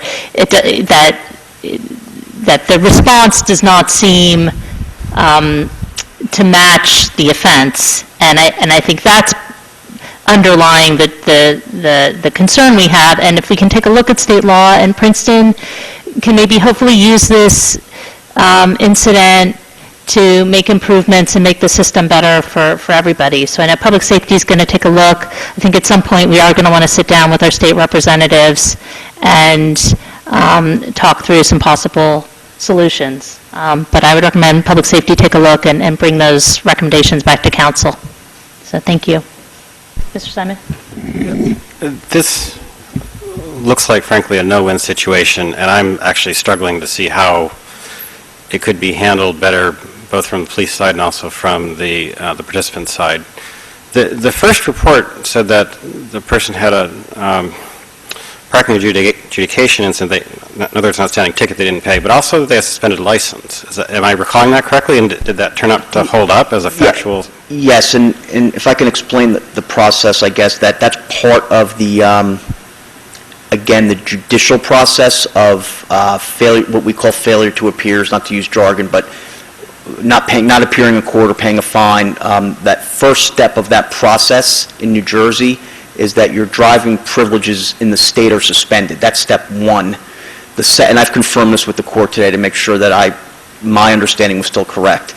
And then your step two, somewhere down the line, if it continues to be delinquent, if you will, is the issuance of the arrest warrant. So you're correct. All stemming, what appears from my discussion with the court, from the same failure to appear. Does that make sense? It does, but once there's been a suspended license, it's a little unclear how it can be handled in a more sympathetic way, because are you going to put the person back in the car? I mean, it's the obvious question to ask, right? So, and the social situation of the day is such that obviously these encounters can get tense from both directions. So I understand the fear of the participant. I understand the process that the police went through on this. And while there's an awful lot of sympathy, and I certainly commend the approach you're taking and agree with what my colleagues have said, I don't see an easy out on this, because it's not simply set the right process, it's also set a context and environment where there's trust, and that can be poison at the national level no matter how good a job you do here. That's what I'm struggling with, both personally and professionally. I'm struggling with that greatly, that I can't help but, know that we're a victim of the bigger social issue, but that's not acceptable to me. I don't want that type of relationship or perception. So, yeah, I'm struggling, as you just said, with that whole, with the bigger picture that we are part of, whether we want to be or not. Right. All right, well, I guess I'll just echo my colleagues in expressing our appreciation for the way you've handled up to this point. And of course, if there's anything we can do in terms of local ordinances or policy, that you obviously bring that to our attention. I think I'll be reaching out as this discussion goes on. I think it'll be a big conversation that we will end up having. Thank you so much. And then Mr. DeShiel, did you have a final comment? I just want to make one comment concerning the chief and how he's handled this situation. We have reviewed this extensively. The facts, his openness is to be commended. His approach to looking at it as really a big picture issue and not just policies and procedures really goes to the heart of what he's building in that police department, and I must commend him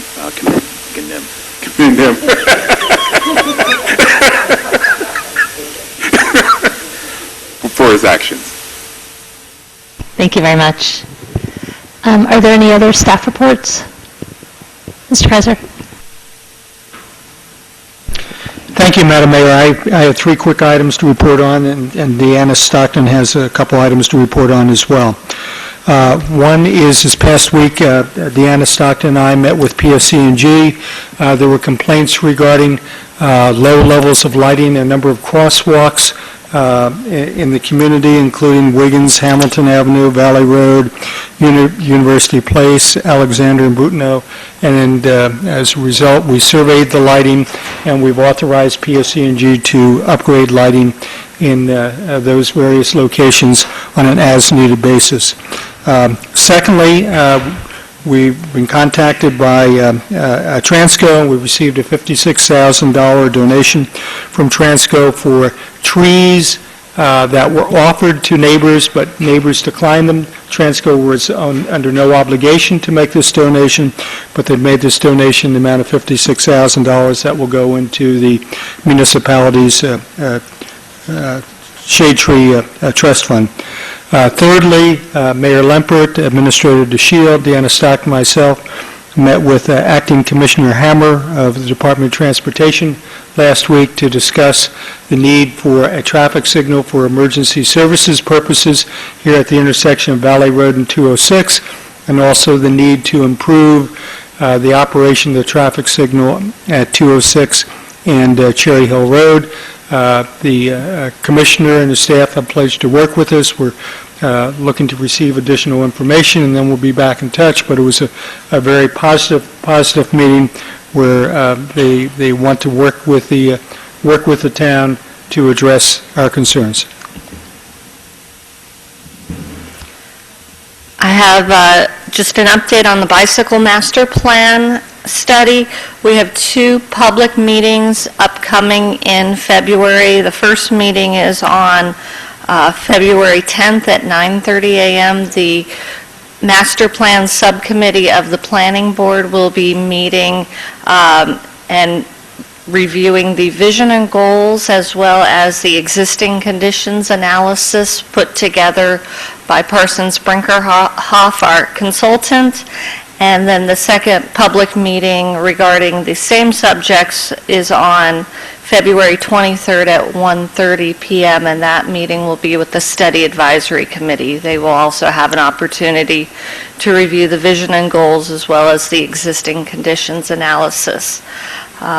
Both are public meetings, and the notices are up on our municipal website for those. We also had a kickoff meeting this morning with LRK regarding the Nassau Streetscape project. We have discussed setting up an advisory committee that will work with the consultants, and we're looking to populate it with a couple of representatives from Princeton University, the Historic Preservation Committee, the Merchants Association, and some council representation as well as staff. We will be getting more information out, but we're looking to have a walking tour of the downtown area sometime at the end of March or the middle of April, depending on schedules and the weather, of course. That's the update. Great, thank you. Was I thought we were working on this. That might have been a staff meeting then? I don't, for the downtown No, meeting? I thought the downtown group, I'm surprised to hear that this is the first I've heard of the kickoff meeting, because I thought that the downtown group was working on this, no? Yes, actually, we're going to set up a meeting for the bring everyone involved. This was just a technical meeting to get an outline together of how we're going to move forward on it, and then we're going to sit down and meet with everyone to move forward. So, okay. Okay, any other staff reports? Okay, thank you. I know a lot of people are here for the public hearing on the Princeton Ridge Preserve purchase, but we're going to do a work session on the 2016 budget, and then we will get to that public hearing. So I'm going to turn things over to Mr. DeShield. Thank you, Mayor. Mayor, should we do the other discussion first? Okay.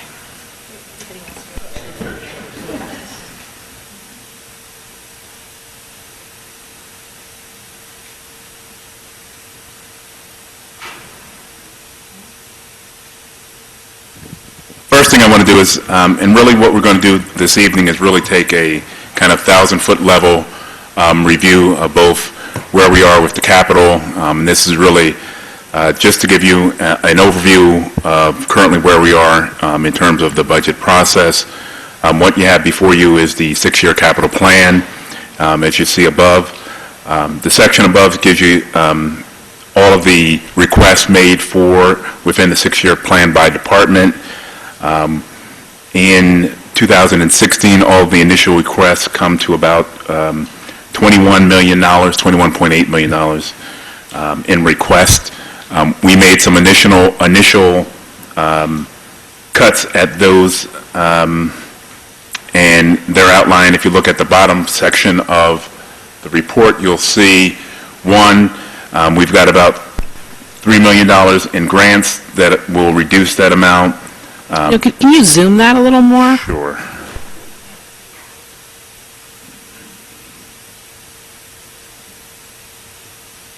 Give me 1 second.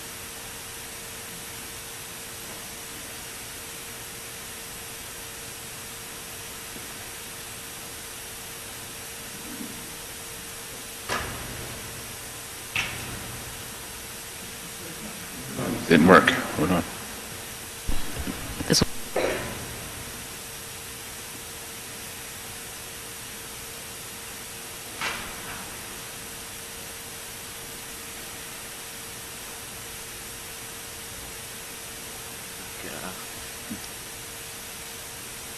How do I, Added Zoom, it just won't go. right. How do I get it to play on? Hide navigation pane.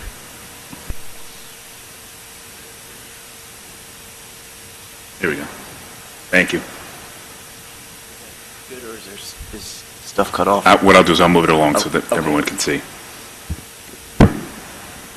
Again, we're looking at the 2016 year. Initially, you'll see each department what the initial request for a total of $21.5 million. And you'll see as we move down to the bottom of that capital request total, $3 million of that will be reduced by grants. $1.7 million will be reduced by sewer revenues. We've placed in the budget what we call the cash capital, as you know, where we'll pay as we go, of about $200,000. Then you'll see we made some initial decisions and recommendations to the council in terms of items that are either removed from the capital plan or to be placed in future years, and that's $8.7 million. And that really comes down to the big ticket items in this year's budget, which are the DPW, the building of a facility for the DPW, the firehouse expansion, and those are the two major issues that were taken out that year. One reason we're taking them out this year, one, for the firehouse, we have some additional study that's going to be done for the firehouse and recommendations made, so we want to move that out to a future year. And the same for building of a facility at River Road. We're looking at some alternatives. So again, that will not happen in this year. We're moving it out to future years and to determine what that actual cost would be. Based on that, we're able to, at least in the 2016 year, come within our target that was set by the Finance Committee, which is $8.1 million in funding. That's actually $1 million higher because there's one project from last year, which is the River Road cold storage, which was moved over to this year, which gives us an additional, as you know, it's 1.7 is actually the recommendation of the Finance Committee. We're able to use that additional million, so we're within that for this year. The issue that we're having, and it's part of one of the goals of council, is our major capital projects, or what we call the big ticket items. Just as you can see, as the years go out, we're not able to make our target based on those big ticket items, and we have to have further discussion. One of the major issues that we talked about was expanding the horizon of the capital plan to 10 years. That may assist in kind of making this work, and that's something that's ongoing and we're working on. So at least for this budget, we're able to deal with the 2016 capital plan, fit that within our target, and we'll be working on the out years in terms of moving those forward. One thing that I will note so that you understand here, and you'll see where I have the deferred capital. As I said, those are either capitals, items that were removed or moved out to other years. And then you'll see reallocated. Those are the capital items that were deferred in one year and moved to another year. You'll see as they come in the future years. For example, the 2.7 are deferred capital items from the previous year that come available that we're projecting to do in the following year. So this is where we are, and as you said, as we've discussed before, we are still having the issue of being able to fit our capital plan within the 6-year structure. We're working hard to fix that, and we'll be doing more work on that as we move forward. That's where we are in terms of the capital that will be coming before council when we introduce the budget. Mark, before you move off that slide. Go back. In the deferred capital for this year, that total is 8.7, and you mentioned River Road and Firehouse, which adds up to 6.3, so there's still almost $2.5 million elsewhere. Do you have that detail. I'm sorry, ask the question again. If you're looking at the deferred capital entry for this year, it's 8.7, and when you were talking through what makes it up, you mentioned River Road and Firehouse, which together add up to about 6.3, so there's a little under 2.5 million left. That's unaccounted for. Am I adding that right? Firehouse and River Road, 2.8 and 3.5 or 6.3, right? So I'm going to show you in a second. I have a little detail here that will help.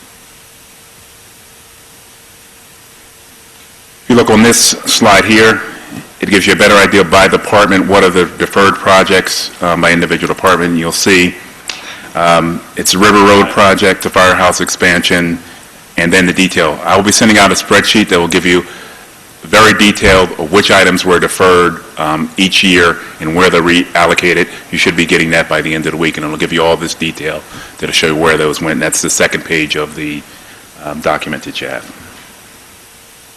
And again, this just simply shows you what was requested, and it details out what I talked about on the first page.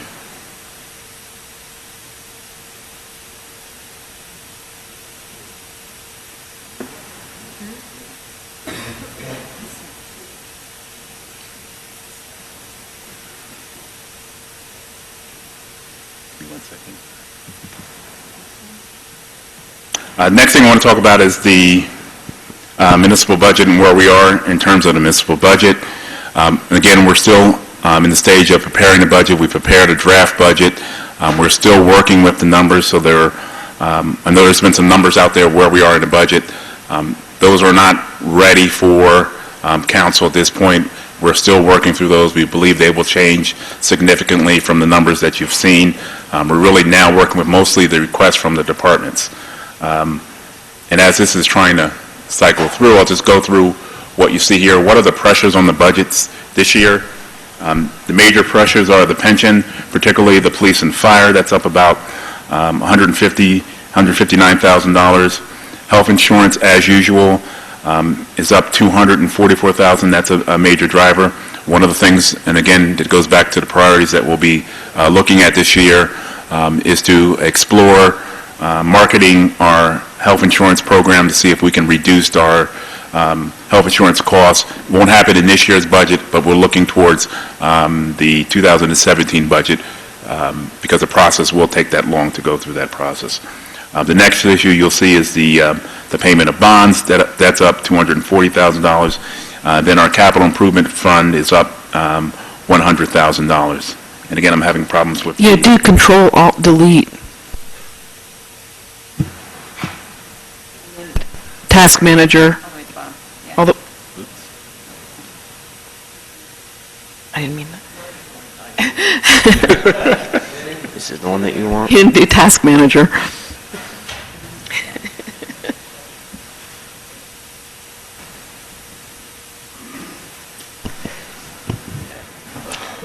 Task manager, then end task. I'll keep going while this is going through. While we're waiting for that, can you just go back to the sick leave?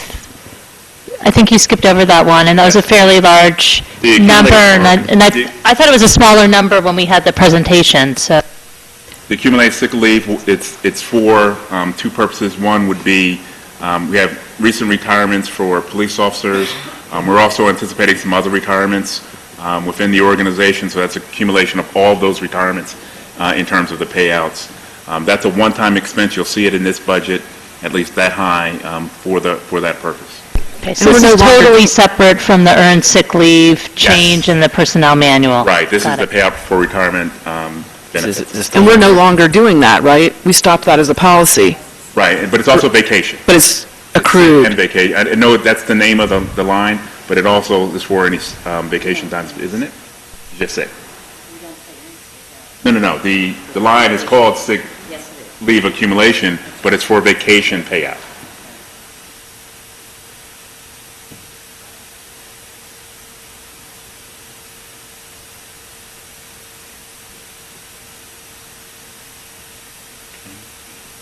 All right, the next thing we want to talk about is where we are in terms of what are the next steps in the process. Currently, the subcommittee has met a couple of times in terms of the council subcommittee to review where we are with the budget. That process will continue. We are proposing to do our due diligence meetings with the departments in early March, and then have the budget introduced on March 28th. This is different from our initial, as you are aware, each year the state extends the budget deadlines in most years. It has been extended to, I believe it's like the 22nd of March. Then we're allowed to then introduce the budget at our next regular meeting, which will be the 28th. We will then have our budget hearing and adoption on April 25th for the budget. And again, as I said before, is we're still working on putting the details of the budget together and working hard to really come in with a budget we believe that would be a reasonable budget moving forward. Have any questions? For the past few years, when we have the state best practices questionnaire, we check off that we have a vehicle inventory, but I haven't seen it. I don't know if the other council members have seen it, but I was wondering if we're going to see that. Yes, we are. We're actually working on not only a vehicle inventory. One of the things that you'll see this year is we have the inventory. I'll make sure that gets circulated to council. We're also working on an extensive plan for replacement, including an analysis of what are the current conditions of the vehicles, and we'll be looking at how our replacement patterns and what's the best practice for replacing our vehicles. Well, I was just going to say, we might want to also review our usage, who takes vehicles home, et cetera. Any other questions on the budget at this point? Mr. Simon? One request I would ask, it may already be in your due diligence meetings, I'm not sure, but if it's not, as you're looking at budget requests and maybe pairing what a department is requesting, I would ask that you let the council committee or liaison to the department, or if there are members of the governing body who essentially should know, for example, police, public safety, fire, et cetera, that they're involved in the conversation so that they're not surprised late in the budget process with this. If that's they can be part of the conversation up front. Okay, we'll do that. Anything else? Okay, thank you. Okay. Now we come to Bond Ordinance 16-2 by the Municipality of Princeton, authorizing as a general improvement the acquisition of Block 4201, lots 4, 5, and 17, Princeton tax map, adding 20.4 acres of land to the Princeton Ridge Preserve, appropriating the sum of $4,450,000, therefore, providing for the financing of said appropriation by the making of a down payment from the Princeton Open Space Fund and the issuance of bonds and notes of the said municipality of Princeton. So how I'd like to move forward tonight is I'd like to ask Mr. Solo if he wants to just orient us again on where we are. Mr. DeShield, if you had a report on just where we are with the finances. And I was going to invite up Wendy Maker, Friends of Princeton Open Space, as one of the partners. And then after we have those short presentations, we'll open it up for the public hearing, assuming there's no other questions from council. Okay. Good evening. Thank you. I guess very briefly, let me just summarize what the property is and what's being asked for, and then Mr. DeShield maybe can talk a little bit about some of the numbers. Just make sure you speak into that, thanks. As the mayor indicated, this is a bond ordinance to purchase approximately 20.4 acres of land. The land is located between Route 206 and Mount Lucas Road. It's a little bit north of Reading Circle along Mount Lucas Road. If you know where the water tanks are on 206, it's roughly across the street from those. The property is heavily wooded. It does have some unique and critical environmental features. There are some wetlands on it. There are rock outcroppings. There are boulder fields as well on the site. It is listed in the Princeton Community Master Plan as an area to be considered for either purchase or some sort of preservation. As you're all aware, there is a application pending on this property to create 36 townhouses of senior housing that would be accessed off of Mount Lucas Road. I don't know if there are any questions on, that's a very general overview. Mark, do you want me to keep going a little bit about some of the financing, or did you want to go on that? Actually, I do have one question on what you said so far, which is, when this ordinance was introduced, there was some discussion, actually, I'm sorry, at the last meeting, there was some discussion about a proposal by the owner to cluster development, and you were going to look into that in more detail. Have you had a chance to do that? Was there anything in writing that was exchanged from I don't remember on this one, or are you thinking Landwin? This is a townhouse development. It is clustered to some extent. It does not have a tremendous amount of open space. I'm not certain when you said there was discussion about clustering. This site has a rather lengthy history. It originally, I believe, was for 48 or 49 townhouses. It did get modified due to part of the property being purchased by the New Jersey Conservation Foundation, which resulted in a smaller project. The townhouses are clustered on the more suitable for development portion of the site. Obviously, the wetlands will not be developed. Some of the boulder fields will be disturbed slightly.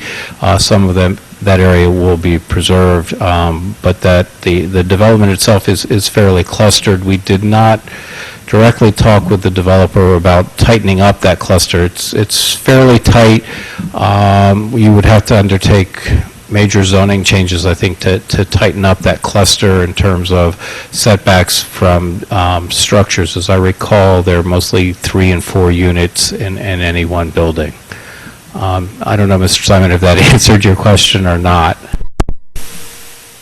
It doesn't. Maybe I was recalling a proposal for affordable housing, but I'm trying to check the reference to see if I can find it. Yeah, I just remember discussion when we were talking about Landwin and looking at clustering there. It's a slightly different project because you're talking single-family homes on a 4-acre lot, which could be clustered down. This is a development that's at 3 units an acre, so it doesn't have quite that density.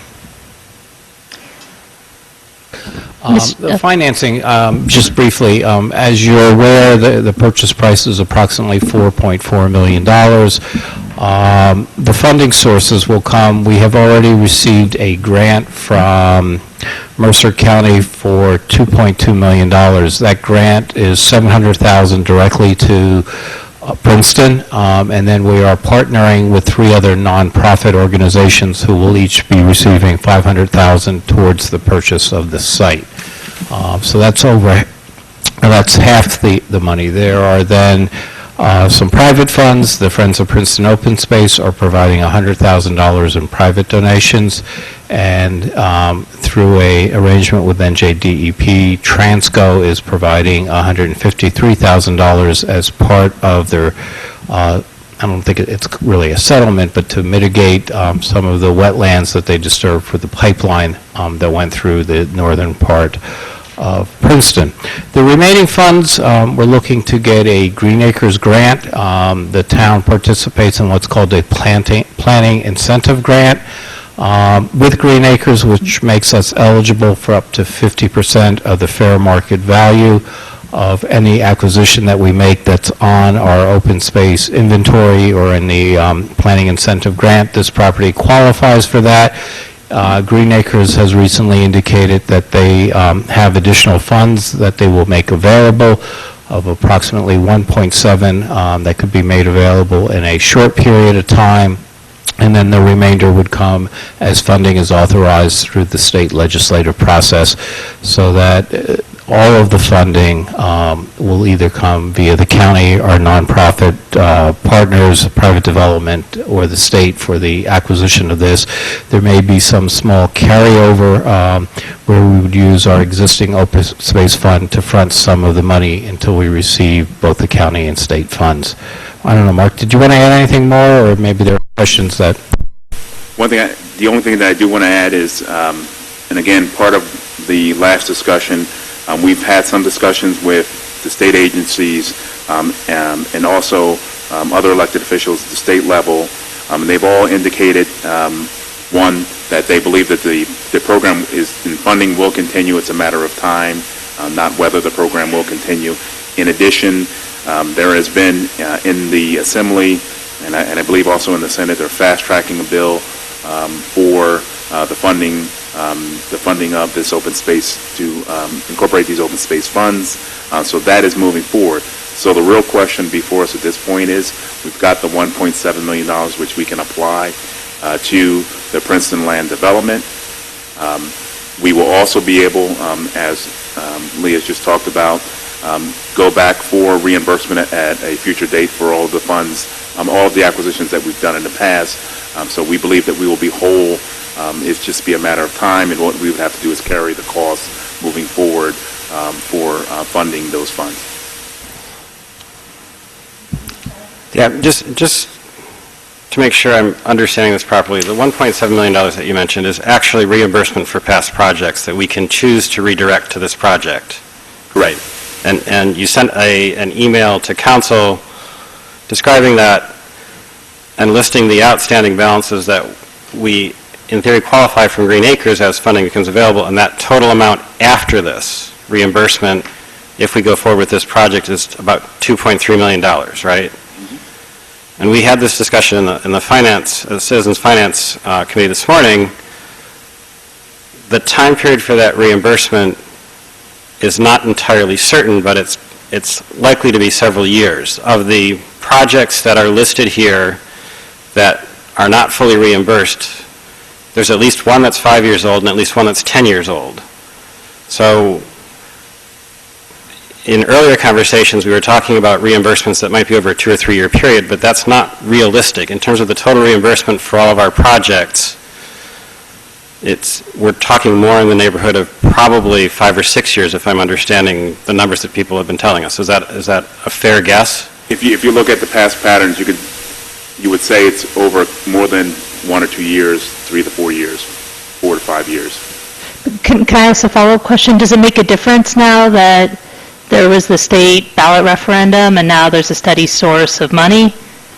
That may impact how quickly that comes in.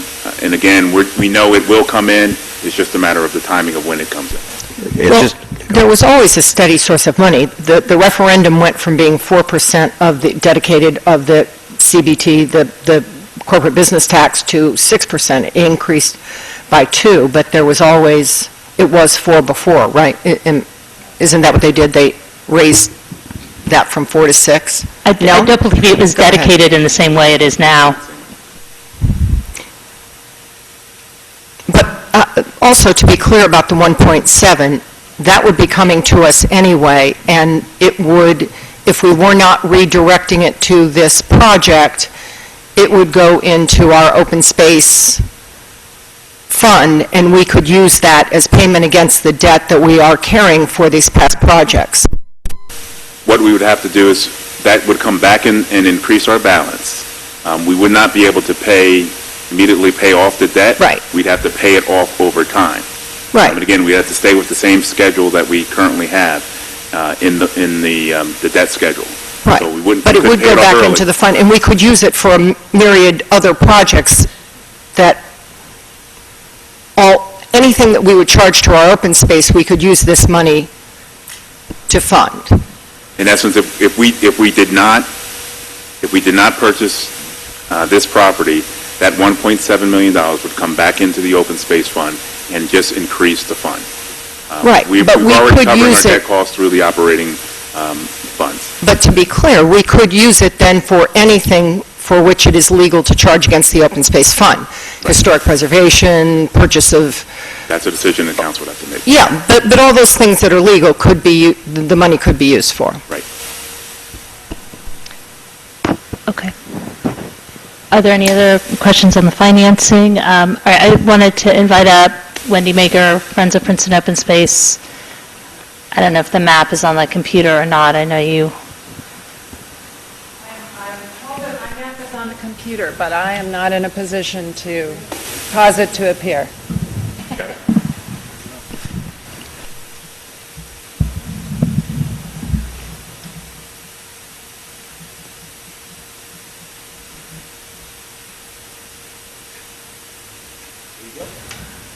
There we go.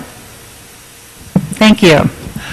I wanted to show you this map tonight just to make it clear what a critical piece this property represents in terms of the effort to protect land on the ridge that has been... I'm sorry, Wendy, let me, what? Yeah, I was trying to make it full screen. I X'd it? All right, let's start again. Where is that nice young man? I'd like to see this map even bigger. In any event. I get it.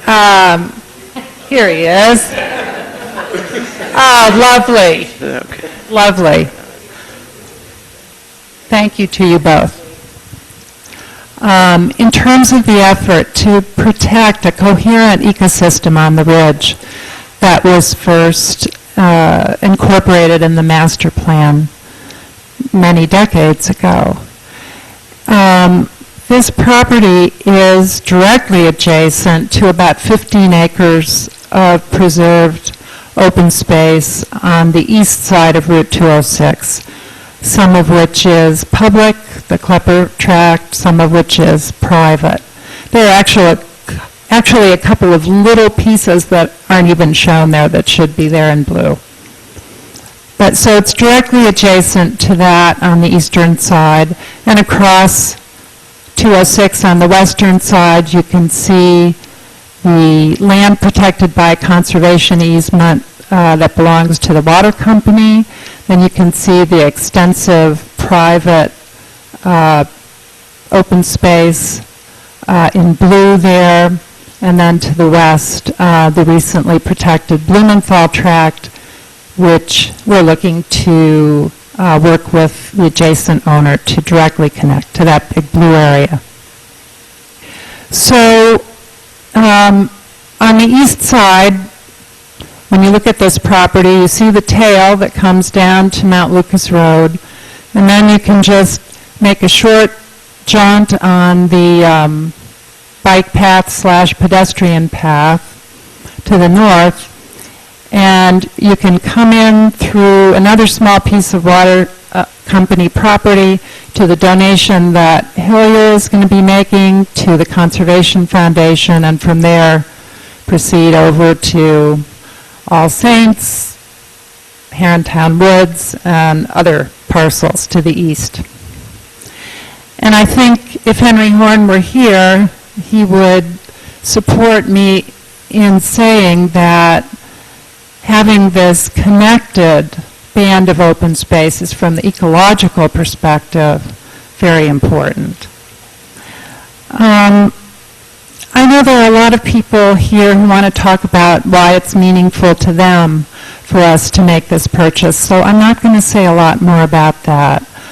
I will say that the Klepper Tract was preserved by NJCF and Friends of Open Space and the town in direct contemplation of adding this piece, and it is important from that sense as well. You heard that it's a $4.4 million purchase price. You negotiated very well. I think the appraisals show that that's a bargain price. To be getting $2.6 million of that from county grants and private sources is terrific.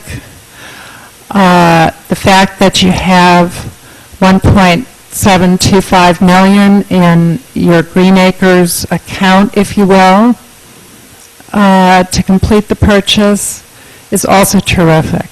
And I really think that it's something that is just what we have an open space tax for. So I hope you will vote for it tonight, and I'm going to let other people speak. Thank you. Thank you.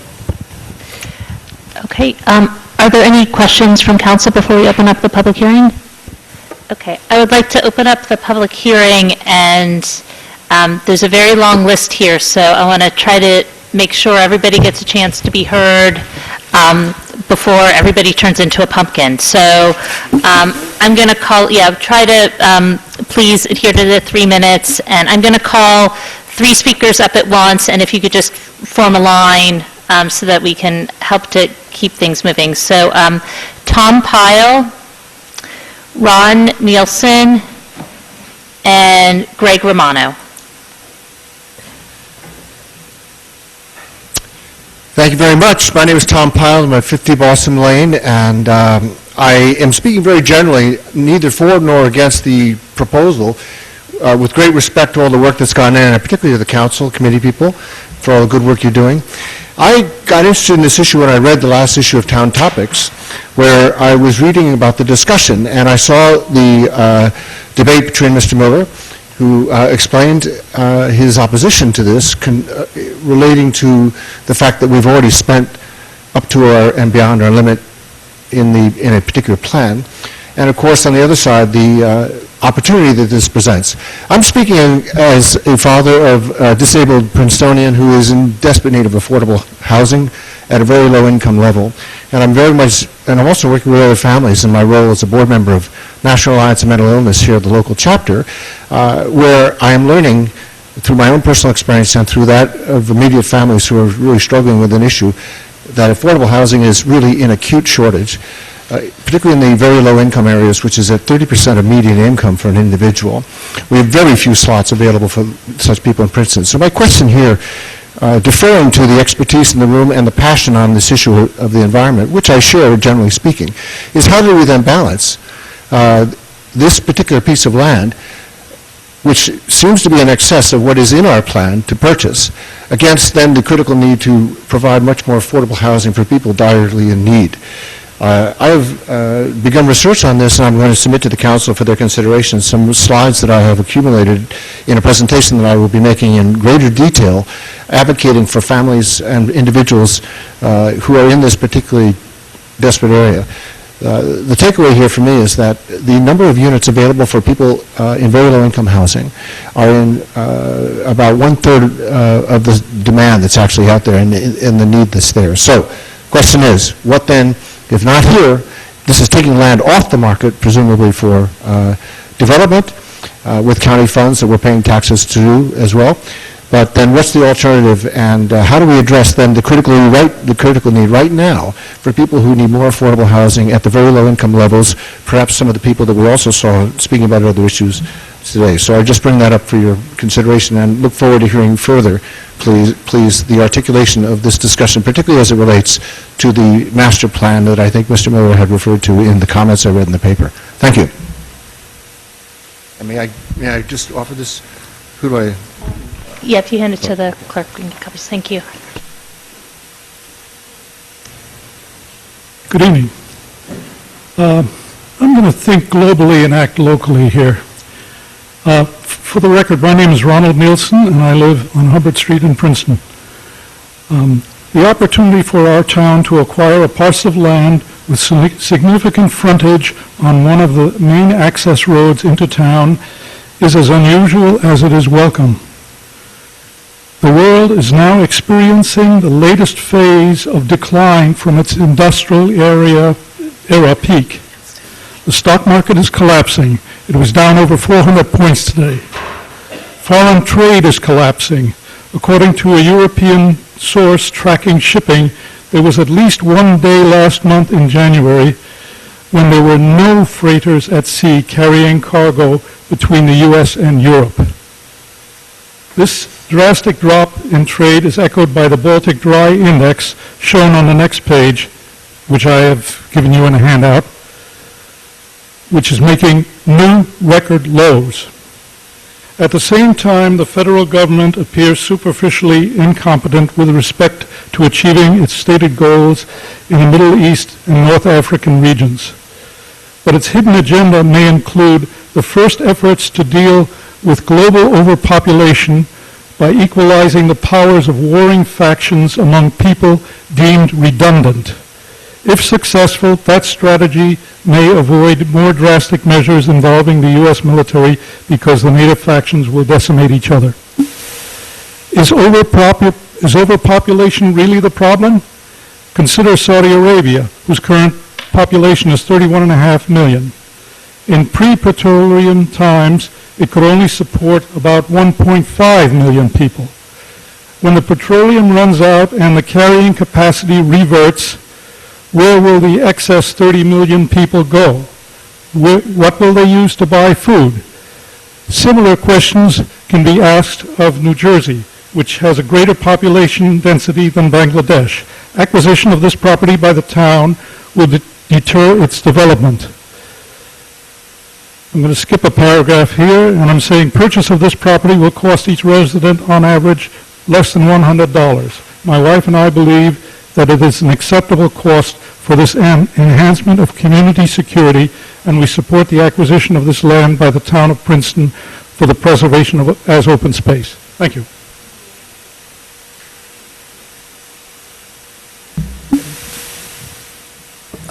My name's Greg Romano, and I'm the Assistant Director and the Director of Land Acquisition for the New Jersey Conservation Foundation. As many of you may know, the New Jersey Conservation Foundation is an organization which has been in existence for 56 years. Let me try to get this. And we've been responsible for preserving or helping to preserve at least over 130,000 acres statewide. We're a statewide organization.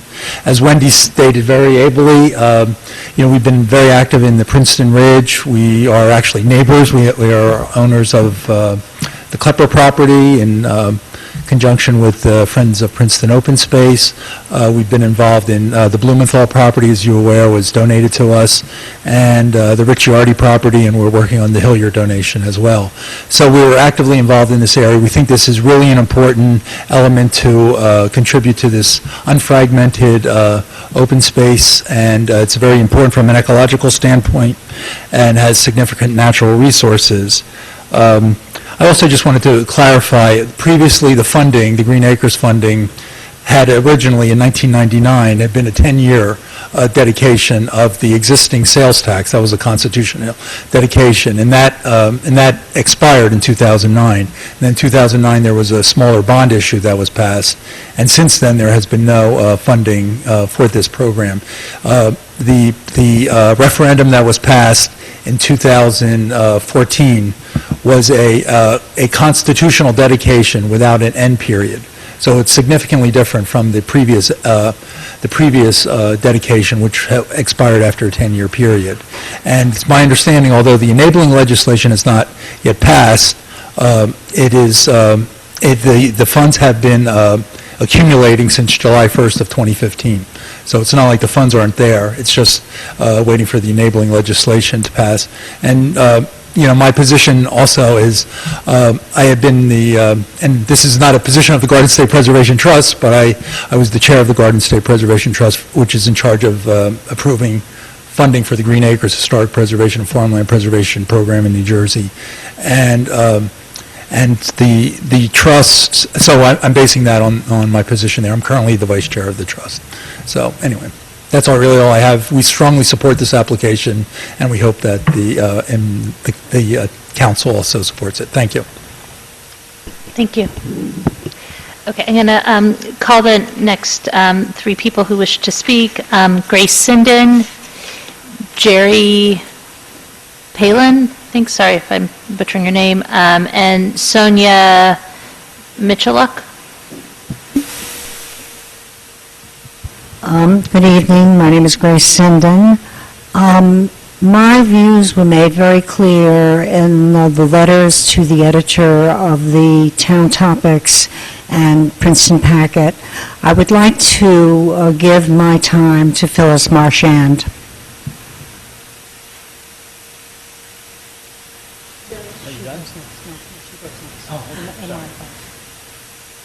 Thank you, Grace. I am here, I'm Phyllis Marchand, I live at 29 Montedale Drive, and I am here as a taxpayer, I'm here as an environmentalist, and by the way, I sat for 23 years exactly where you are sitting. I cannot understand how anybody could oppose this bond ordinance. If you're looking for bottom line and saving money, the best way to do it is to buy open space. No matter what your bottom line would be with a development. In fact, Mayor Lempert just mentioned about development. Tonight she said I have her words here, development, you used a very nice term, Liz, pressures, developmental pressures that happen when land is available and you have to start dealing with someone who wants to do a large development in our community. I am wearing a green scarf because you all talk about sustainability. You talk about the pride you take, and we all do, in being a tree city. Well, if you really feel that way, then there's no reason that you should vote no against this ordinance. This ordinance would be the best thing for our community. We are not talking about affordable housing on this site. We're talking about another kind of development. And whether or not there are school children or anything, I'm not getting into that. There are roads to be plowed. There are police to be there. There are ambulances that have to take people to emergency facilities. There is nothing right now I can see that is for the health and welfare of this community. The health and welfare of this community would be enhanced by the purchase of this property. There would be trees that would help our air quality. There would be an environmental issue for less runoff. We have people complaining about the waters in the street. We wouldn't have that if this is not developed. If this is developed, it will be another problem for us. I have not organized this in a major way. I'm not getting into the funding because what I've heard today is that, yes, the funding is there. If you have to wait, that is master planning. And anyone who says that our master plan has already achieved the 25%, that I think depends on whether or not you are counting Jasnaplana. And what is so wrong with exceeding a goal? There is nothing that I think our community would be prouder of than exceeding the goal for open space. Thank you.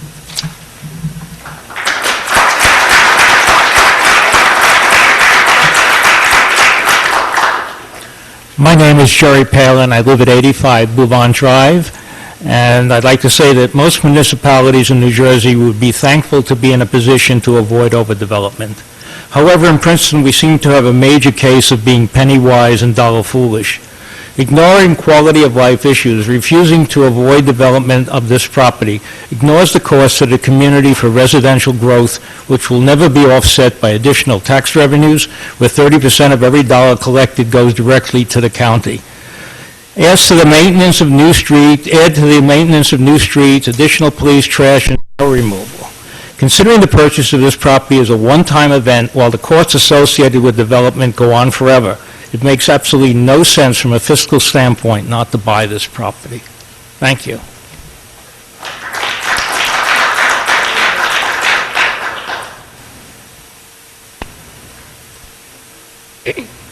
Hello.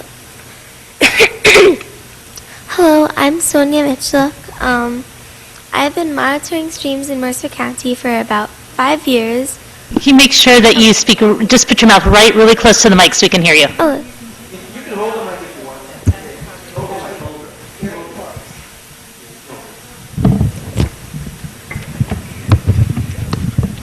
Thank you.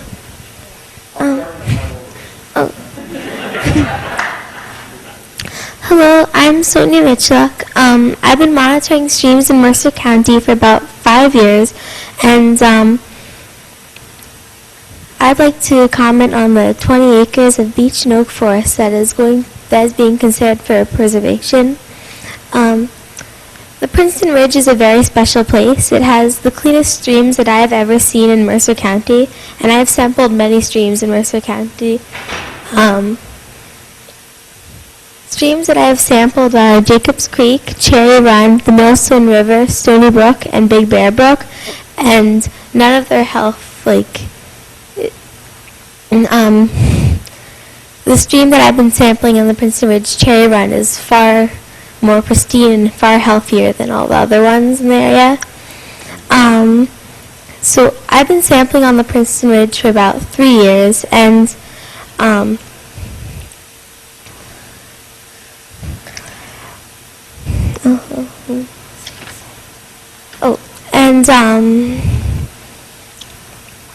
noticed that it's a very special place. One time just walking there, I noticed 4 different species of salamander: the northern redback, the northern two-lined, the northern slate-backed, and the long-tailed salamander, which is actually a threatened and endangered species. And sections of the Princeton Ridge are already undergoing construction for the Transco natural gas pipeline. And I have personally seen the effects of this development. I've noticed the increase in the turbidity in Cherry Run, the stream I'm sampling. And much scientific research has shown that a short-term increase in turbidity can have ecological effects that can take years to correct. And I had the opportunity to walk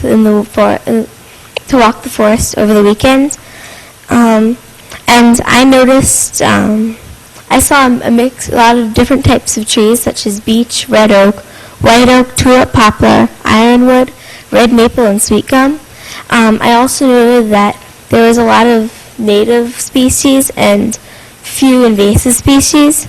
There was a healthy understory of mixed species, and I also saw 3 vernal pools on my short walk. And vernal pools, they make ideal breeding habitats for amphibians, such as frogs and salamanders. So if the vernal pools are gone, well, they'll have nowhere. These amphibians will have nowhere to lay their eggs. And lastly, I'd like to say that there is a link between the health of our ecosystems and human health, and I'd like to encourage the council to vote to preserve this pristine forest for all of Princeton to enjoy. Thank you very much.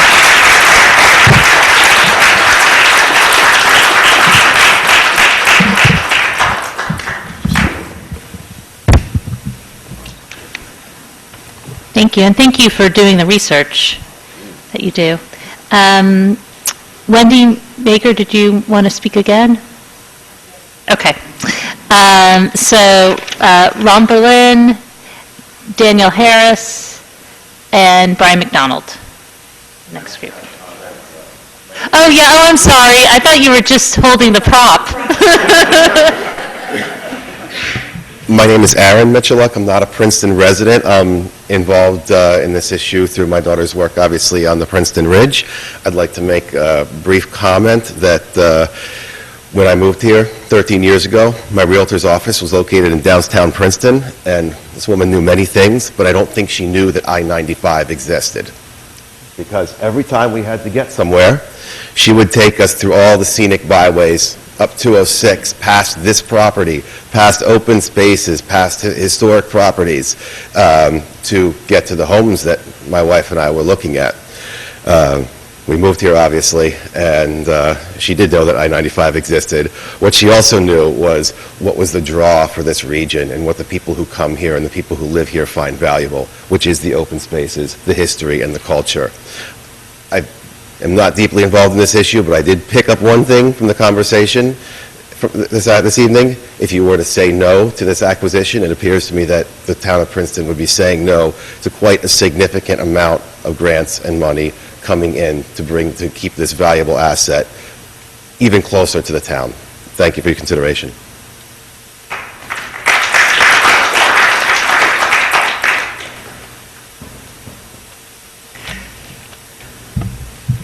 My name is Ronald Berlin. I'm at 245 Jefferson Road. Princeton has a special feature that is very rare among larger towns and small cities in the populous Northeast. No matter what direction you're coming from, you pass through countryside to get here. Princeton is not part of the continuous smear of development that is the Northeastern Corridor. Rather, there's the sense in which it stands alone, a community surrounded by rural landscape, a destination and a haven. I think that this is a big deal and so worth keeping. It gives us a breathing space, makes us feel that we are coming home. It reinforces our sense of community.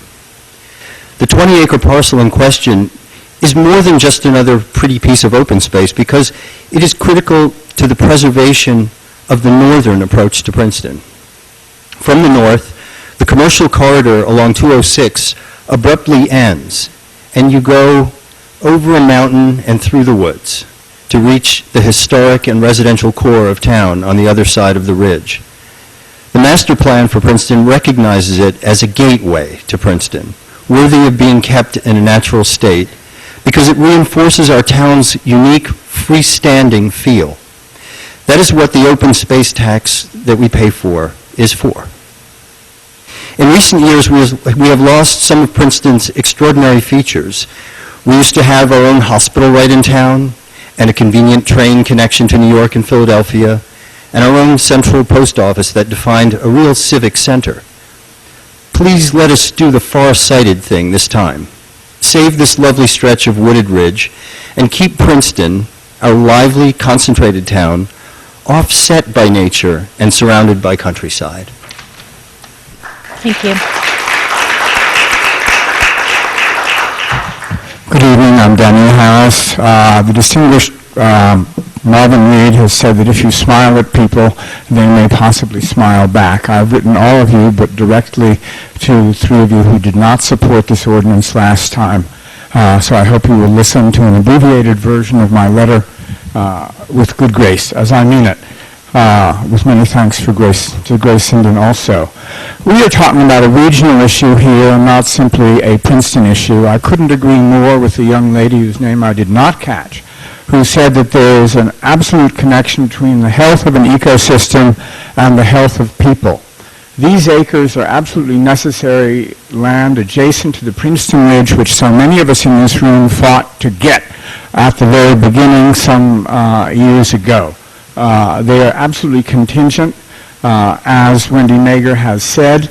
We need to remember the argument that we made then. Mature forests store carbon monoxide. They are a benefit to us. They stop while we gain our footing to control or slow global warming. I want you also to consider that the development of the 90-acre Thompson-Lanwin tract on Herrontown Road, about which you heard a presentation not long ago, means there are at least 30 acres that are presently open space. That doesn't mean for our personal use, but for the use of birds and others in our non-anthropocentric world, will be lost. If it is fully developed, the entire 90 acres will be disturbed. Making the current purchase on Mount Lucas will help offset those losses. As Mr. Nielsen has said, the Mount Lucas acres are situated at the very gateway to Princeton from Route 206, a pride of place that should be used to indicate Princeton's identity. Let us please not gain an identity as the asphalt city. I don't understand how Princeton Council members who voted to put a climate action plan on the high priority list for the 2016 agenda fail to see now the connection between, quote, climate action in general, end quote, and, quote, climate action actually taken by purchase of the Mount Lucas tract. Climate action means taking real steps in real time now. As Wendy Mager has said, you are getting this property at bargain basement prices.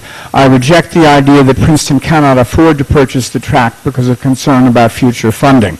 You have had many, many details about this. Grace Sinden, in a letter to the editor, has stated categorically that Mayor Lempert has received word that the state funding will be available, and in my 10 years of working with both Liz and Grace, I have never had any reason to doubt either of their words. It is not reasonable to suggest that this purchase will cause taxes to escalate. Please consider the following.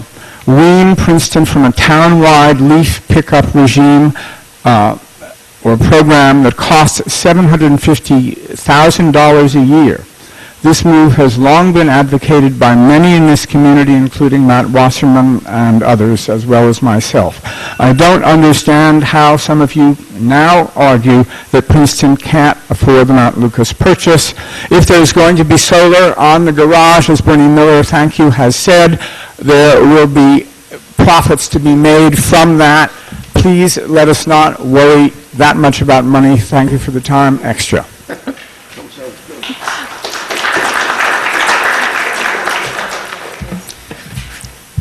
Good evening, Mayor Lempert, council members.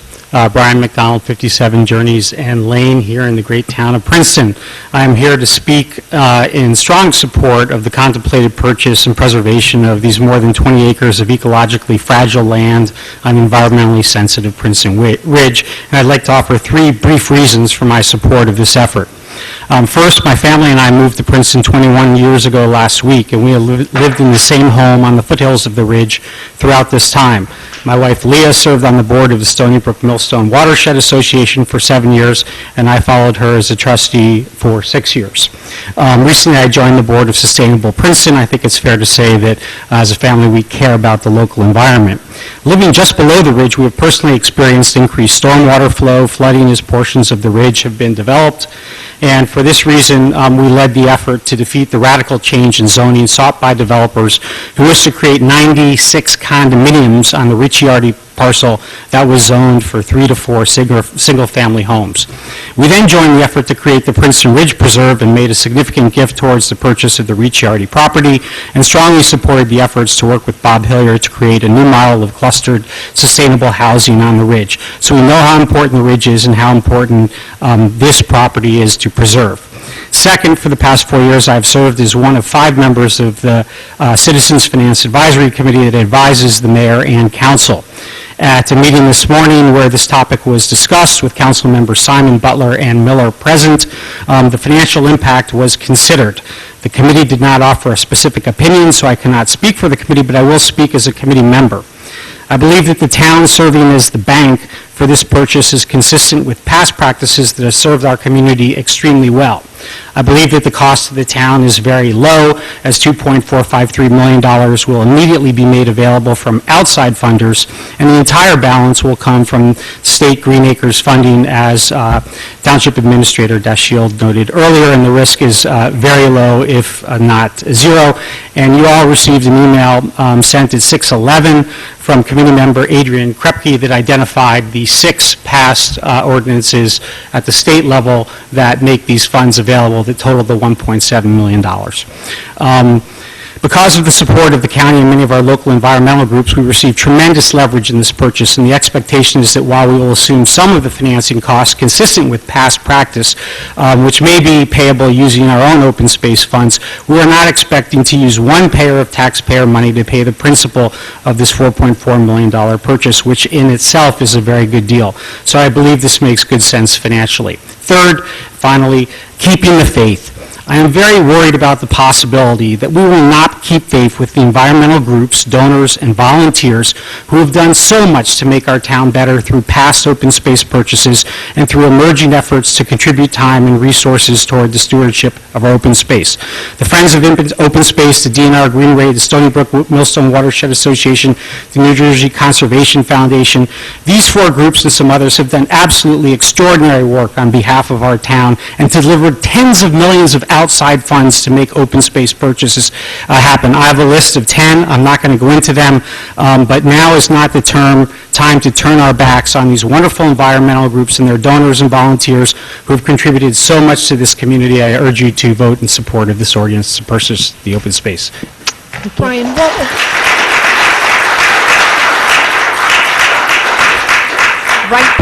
Right before your third point, what was sort of the last thing you said? You started to speed up, and I couldn't understand what that last sentence, right before you got to point 3. I think this makes good sense financially. No. The email from Adrian. Literally right before you said the third and last thing I want to say, but so it was the sentence right before that. Well, before keeping the faith. Yes, maybe that was it. That this is I said that the purchase price is an extraordinarily good deal based on other prices of other ridge properties. Thank you. Okay, I'd also next like to call up Scotia McRae, Kathleen Bagley, and Jane Butters.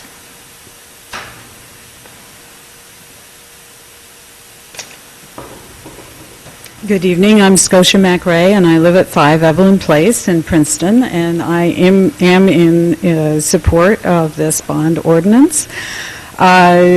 We have had a discussion about whether Princeton already has its allotment of open space, but even if it does, in this age of exponentially increasing population density, how much is too much, especially in New Jersey, which is the most densely populated state in the nation. I think that in governmental finance, there are temporal issues such as roads and garbage collection and leaf pickup, which are all, of course, important, but there are eternal issues, and such as the preservation of human dignity and the preservation of nature, and I think the two, there's evidence to show that the two are linked. Keeping land open and undeveloped has many benefits, including keeping water unpolluted and air clean through the benefits of a tree canopy. Access to nature has a significant effect on both our physical health and our spiritual health, and studies show that people who spend time in nature are likely to be more healthy, more creative, and live longer than people who don't. And Shakespeare wrote about this effect more than 500 years ago, talking about a ruler who lost his realm and was banished to a forest. And his reaction to that was, "Sweet are the uses of adversity, which like the toad, ugly and venomous, wears yet a precious jewel in his head. And this our life, exempt from public haunt, finds tongues in trees, books in the running brooks, sermons in stones, and good in everything. I would not change it." Tonight, members of the council have the opportunity not to change the ecology of the 20 acres plus on the Princeton Ridge, and I think they will, if they vote to preserve it, they will be appreciated by current residents and generations of Princetonians to come. Some have argued that we can't afford to make this purchase, but in fact, there are many of us who believe that we can't afford not to. Thank you.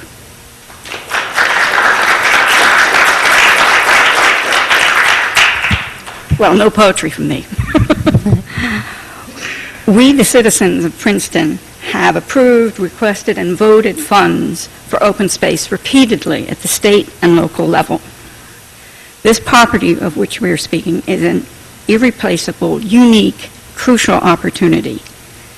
Beautiful, connecting with other open space, on our master plan, and I do believe that 25% you cannot include private property that is not open to the public.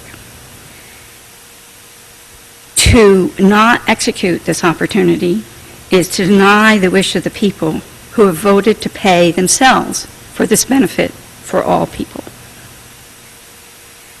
Open space has been, in many studies, has been shown to have significant health and economic benefits aside from the quality of life and just aesthetics. Finally, I am concerned that if we do not do this, when it is clear that it's just a matter of timing, that it will look as if there is an effort to avoid the intent of the Open Space Act and abide by the letter of the law applying it to other things rather than that which is so clearly an opportunity and so necessary. Thank you.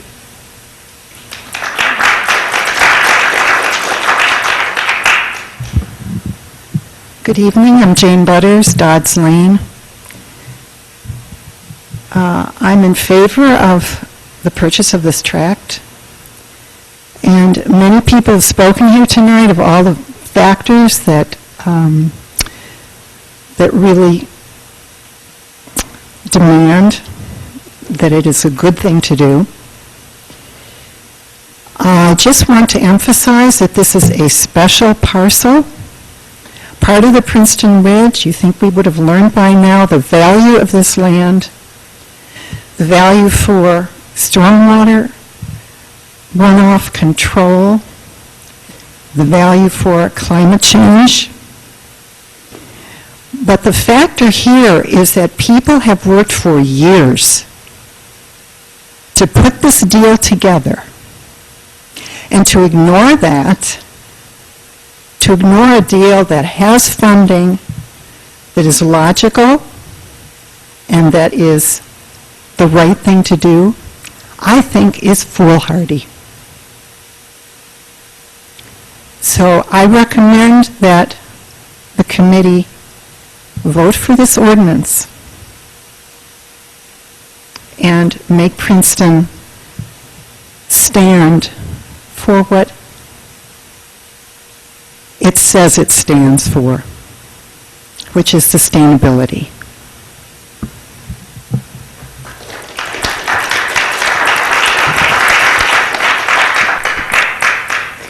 Thank you. I'd next like to invite up Jim Waltman, and then I'd also like to invite up anybody who hasn't had a chance to speak yet who would like to speak on this ordinance, and just please come up and line up behind Jim if you'd like to speak. Thank you. My name is Jim Waltman. I'm the Executive Director of the Stony Brook Millstone Watershed Association. And I'd first like to thank all of the members of the Council and Mayor Lempert for your attention to this critical matter. This is a very big priority for my organization and has been for many years. And you've heard a lot of important testimony already tonight. I'm going to say something very personal. I grew up in Princeton. I lived here many years, decades, in fact. And it's fair to say that it was really the exposure that I had to this special natural places, the open spaces of this extraordinary town, that really was the first spark in my life that I would dedicate to protecting the environment. I've spent a lot of time all over the country, indeed all over the world, working for national, international organizations. And it's a very special personal moment for me to be here to speak out on protecting this very important part of Princeton's natural landscape. And I just couldn't resist Councilwoman Butler to say another special part of growing up in Princeton was, yes, participating in the Dillon Basketball League. So there you go. I had to get that out of the way.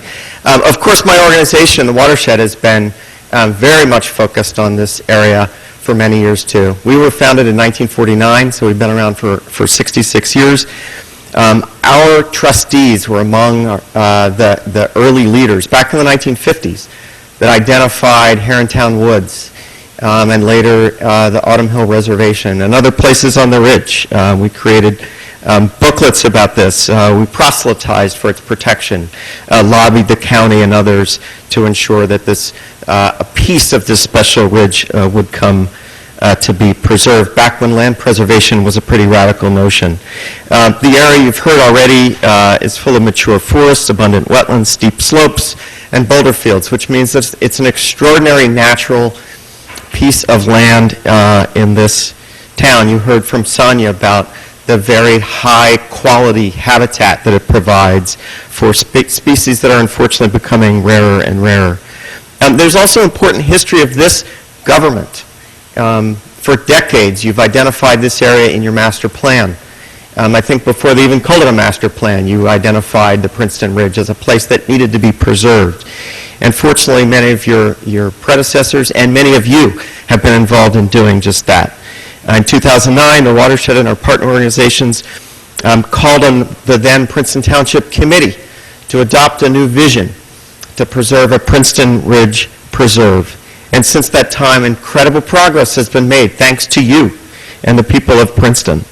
The Ricciardi tract was preserved, and we're in part a deed holder to that property. The All Saints property was preserved. The Klepper tract. Fortunately, Mr. Hillier has agreed to dedicate a significant portion of the property he's developed as well. So you have a tremendous history of progress in pursuing what's been a clearly spelled out, articulated goal of this town for decades, which is to preserve the most environmentally sensitive part of the geography that you're called upon to represent and to protect. So I'll just say, I know my time is up.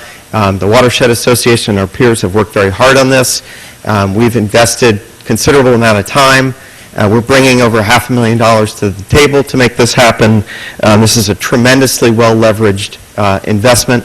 There is no more sound investment that you can make than in protecting open space. With the costs of services escalating everywhere, this helps keep those in check while providing an outstanding resource and protecting what is part of what makes this town so great. So thank you again for your time, and please, we urge your adoption of this ordinance. Tonight, we are dedicated to helping you make sure all the money does come together, and that this is concluded in a satisfactory measure for all parties. So thanks again. Please support the adoption of this ordinance. Please protect the Princeton Ridge.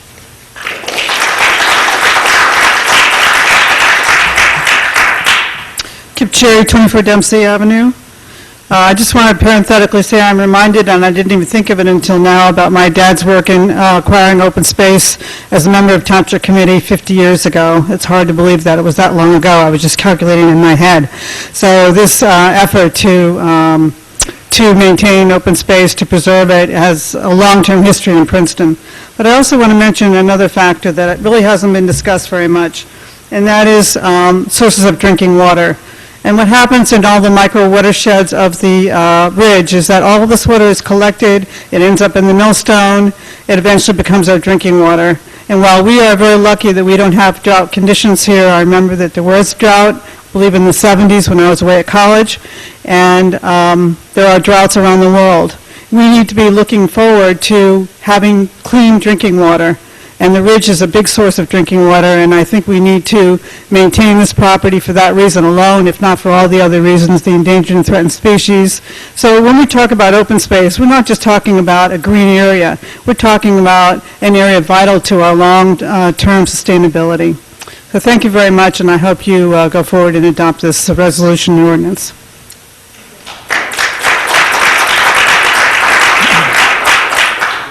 I'm Helmut Schwab, living on 61 Westcott Road. Let me give you a little bit the historic connection of what you're doing. About more than 20 years ago, Ron Berlin prompted me to become involved in the preservation of the Institute lands. The next day, we started the Friends of the Institute lands in our living room, and it took 5 years to really get through, when Frank Teplin challenged the Institute with $1 million to finally come to an agreement with us. The first two who pledged their personal money is Ted Thomas and myself. Actually, Ted pledged twice the amount I pledged. And then it went on and on. When we had the Institute lands preserved, then we started trails so that people could use the beauty of that land. Again, Ted, Ron Berlin, and I, and the key element of the trails concept we developed was a trail all around Princeton. Lee Solo entered it into his long-term plan. I worked with him at that time. It had one problem. We couldn't cross the Stony Brook, but we finally succeeded putting a bridge there so that gap was closed.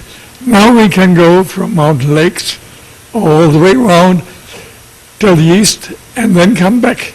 But in the ridge, there is still a gap. And this gap has to be closed over the next generation, maybe 30 years, 40 years, I don't care. The best is in the vicinity of these water tanks, because that is permanently preserved, and maybe the other side, and then onto the Herrontown Woods over the years could be done. What do I hear? The other side becomes available. Now I say, furthermore, what we personally do, I personally pledged the backside of our property, half of it, to be permanently preserved and wooded, so that a second house could be put into it and Princeton be crowded. So our generation, build a momentum. You're the young generation, and let me include Bernie Miller in the young generation. You're the next generation. You must carry on with this momentum. You cannot slide down, not into the mud, but into a crowded New York City. You must climb the hill and build high on top a shining Princeton. Please.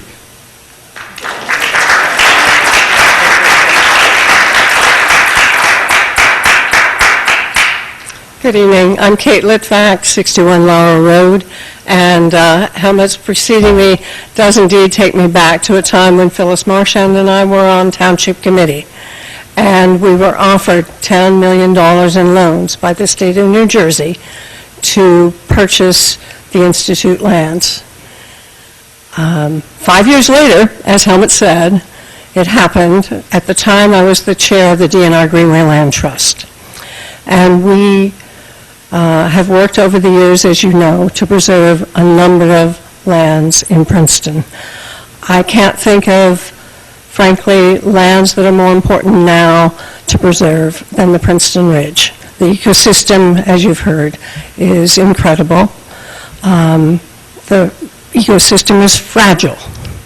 And since we have the good fortune, once again, to have money offered to us, I think we should take it and preserve the Princeton Ridge. Thank you.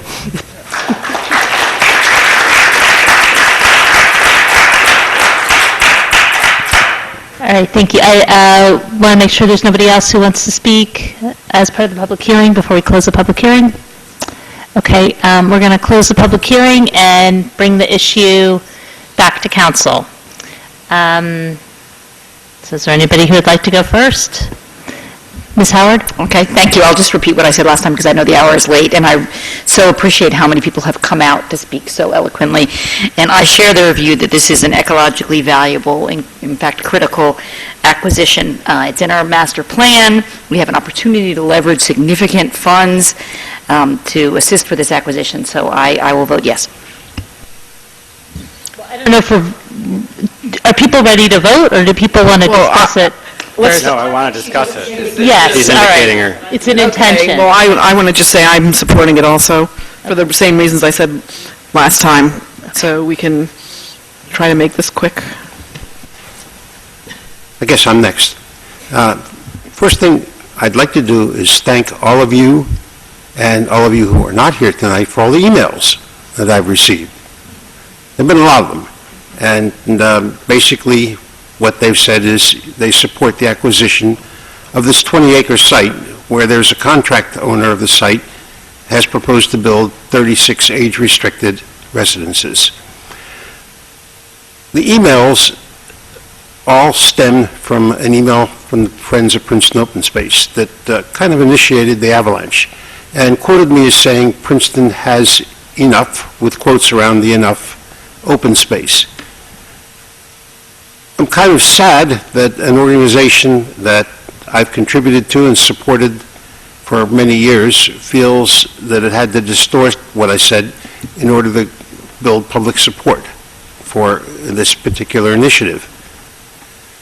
What I've said many times over when we've discussed this at council and when I've discussed it with individuals is not that Princeton has enough open space, but that Princeton has met the goal that has been in our community master plan for years of accumulating 25% of our town's acreage to be set aside as open space. I don't think my advocacy for open space on the Ridge and elsewhere in Princeton is questionable. It's clear from my record. Just to cite a couple of instances, as a committee man, and mayor in the former township, I worked with my colleagues to obtain most of the Copperwood tract as dedicated open space at no cost to the municipality by negotiating a density bonus with the developer. In a similar way, working with my colleagues on council, I've helped to negotiate with a different developer, a proposal that's been referred to the planning board now for a cluster development on a 90-acre tract, commonly called the Landwin tract, with most of the tract to be preserved as open space, again, at no cost to the municipality. I believe these two acquisitions of dedicated open space at no financial cost to the municipality are a much better model for acquiring future open space than the one that's offered to council tonight. In addition to my concerns about using funds from various sources for this purchase, my opposition to the particular proposal before us tonight is based on the following. First of all, much of our existing open space is underutilized by the residents of Princeton. Much of our existing open space lacks accessibility. It has little or no parking for either cars or bikes. It's hard to get to.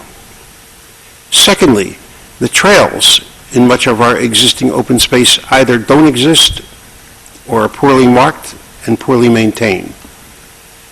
Third, much of our existing open space lacks context. It lacks maps to relate it to either the community, its historical or cultural significance, or even the reason for acquiring the open space in the first place.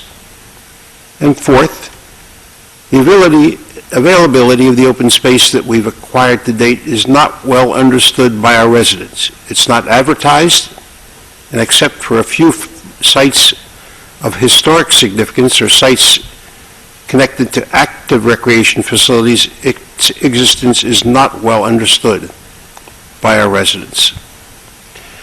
While the argument's been made that the 20-acre site on the ridge will be acquired with a mix of state, county, and private funds, there is still a cost and a financial risk to Princeton in approving this purchase.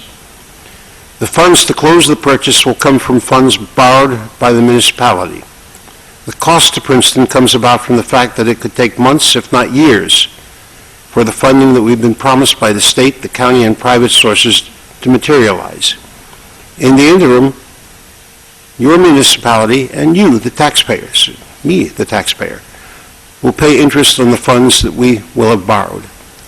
The risk to Princeton comes about if any of these sources that have been identified to fund this project do not materialize as promised. I haven't commented at all on the advantages or disadvantages of age-restricted housing to our community. From what I can gather, the one age-restricted development that we have in Princeton is experiencing some difficulty filling their rentals. That leads me to wonder if the developer who has a contract to buy the site has any real intention of building age-restricted housing, or if the developer is simply trying to get out of what now looks like an unattractive business deal by selling the property to the municipality. In summary, I'm opposed to this purchase of these 20 acres by Princeton because I believe there are better ways of acquiring open space than buying it because there is a threat of development that may or may not occur, and that any municipal funds or funds from the Princeton Open Space Trust spent to acquire this particular tract could be better spent to improve our existing open space for use by the residents of Princeton.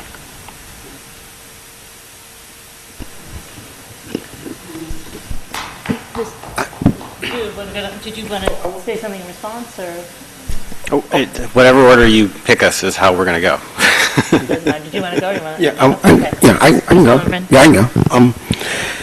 Well, I want to say about 2 years ago at Community Park Pool, I ran into a young guy who was about 11 years old, and he said, I'm here staying with a family on Jefferson Road. I don't know what their family's name, but he said, I'm from Brooklyn, New York.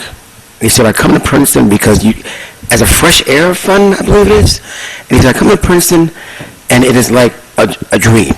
I can run around. They took him to Harrontown Woods. They took him all over, and he just loved it. And I think back when Jim Walton said earlier about my childhood in Princeton, and I think about how important it was to have those lands, and how important it was to have an open feeling, a place you can go and almost meditate, walk, and just enjoy. To me, I guess like Councilwoman Howard said earlier, I'm voting yes. I think that this is a win-win for the town. I think it's a win-win for the residents, and I think it's a win-win for our future. So, thank you.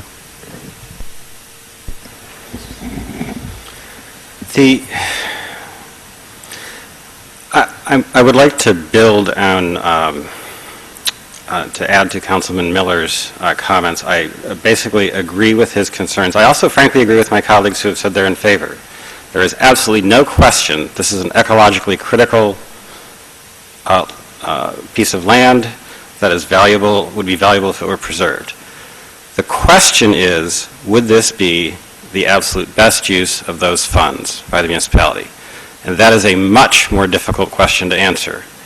We are in a budget year when behind the scenes we have been talking about whether to limit funding for police, for Corner House, for the library, the list goes on and on. Longer term, you saw the capital plan, our 6-year capital plan, and it's not in balance, it's not even close to in balance. In terms of what we want to spend to make this community the community we expect, is going to cost a lot more than what we want to pay in taxes to make that happen.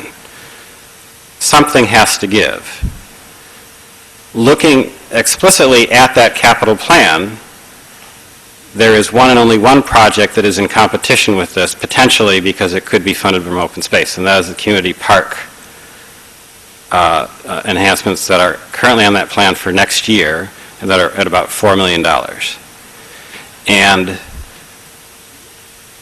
if we don't fund that from open space, which we are allowed to do, we would fund it from general funds, and that would have a cascading effect on other projects in turn that in turn would either not be done or would be deferred. So the question is this the best use of funds for the town?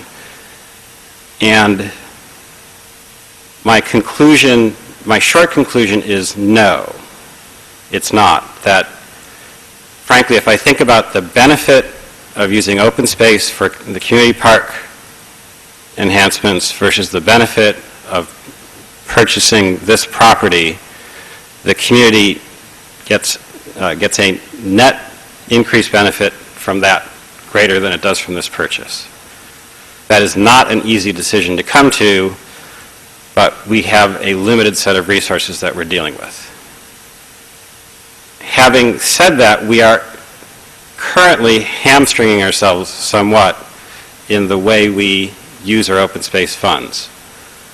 The referendum that we passed allows it to be used for open space purchases and maintenance, recreational land purchases and maintenance, historic preservation. We, up here, have heard different people articulate a request for all of those. Tonight, we haven't. Tonight, what we've heard is open space purchase. But over the course of my brief tenure, we've heard all of it. And as part of selling the referendum, it was sold to people on its flexibility, which basically meant that people voted on what they wanted to hear from that list. So I am trying to find a way out of this that would allow me to vote in favor. And what I would like to ask my colleagues to consider is the following. One, that we ask staff to look at our 2016 proposed budget for items that are currently in the general fund that legally, under state law and under municipal ordinance, could be charged to open space, and that we ask them to transfer those charges to open space. And two... Patrick, can you say that over again? Yes. So one is that we ask the municipal staff to look at everything that's currently in the budget. I'm not talking about new charges. So for example, the open space study from last year that we have not yet budgeted any new actions for, I'm not counting that. I'm not counting new spending. But the proposed budget for this year, that we essentially scrub that budget for anything that's in general funds that legally under ordinance, under the most flexible interpretation, could be charged to open space, and that we move those charges to open space, and that we essentially go in that direction going forward. This is consistent, at least partly, with Councilman Miller's objection or note that we've focused on acquisition, we need to focus on maintenance and on operations going forward. So that's part one. And part two is that we set a reasonable goal for this community park proposal that is currently on our capital plan for next year, that we set a reasonable goal for the rec fund to raise some fraction of it. And I'm not sure what that fraction is. I need a little bit of help from people on what that number would be, maybe $500,000 or $1 million. I don't know. It's a $4 million project, and that the rest of it, we would commit to funding that out of open space as well, if we have funds to do it. If we have to bond for it, if we have funds to pay it off. At some point, we may exceed the total that we are able to spend under open space, including the fund balance, and at that point, obviously, we would supplement. So I'm thinking a model like, for example, what we have with the library, where we go well in excess of the minimum library tax in terms of our funding for the library. But the library tax is covered, we cover it, and then the library, in addition, does substantial funding outside, and that's actually the other part of the message, is that for the advocates of open space, that going forward, a much larger fraction is going to have to come from private funds for if we want to do acquisition, or even new spending on maintenance, because when we look at our, as I said at the start of this, when we look at our budget, it doesn't fit, and it doesn't fit by a lot. So I guess I'd like to ask my colleagues if they would consider that proposal. Can I ask you a question? Because I'm not sure if I followed just the first piece of this you were talking about. So when we heard the financing from Mr. DeShield, it's $2.2 million from the county, right? That money is for this particular purchase. There's $100,000 from Friends of Princeton Open Space for this particular purchase, right? The money from Transco can't be put anywhere. That can only be put in areas that are directly related to some sort of mitigation for the pipeline. And then there's the Green Acres funds, which are also limited in terms of where they can be applied. So there's $4.4 million here, but we can't use that $4.4 million for community park. It seemed like that's what you were saying. Like, we could use that, we could plug that into other capital projects, but it's not.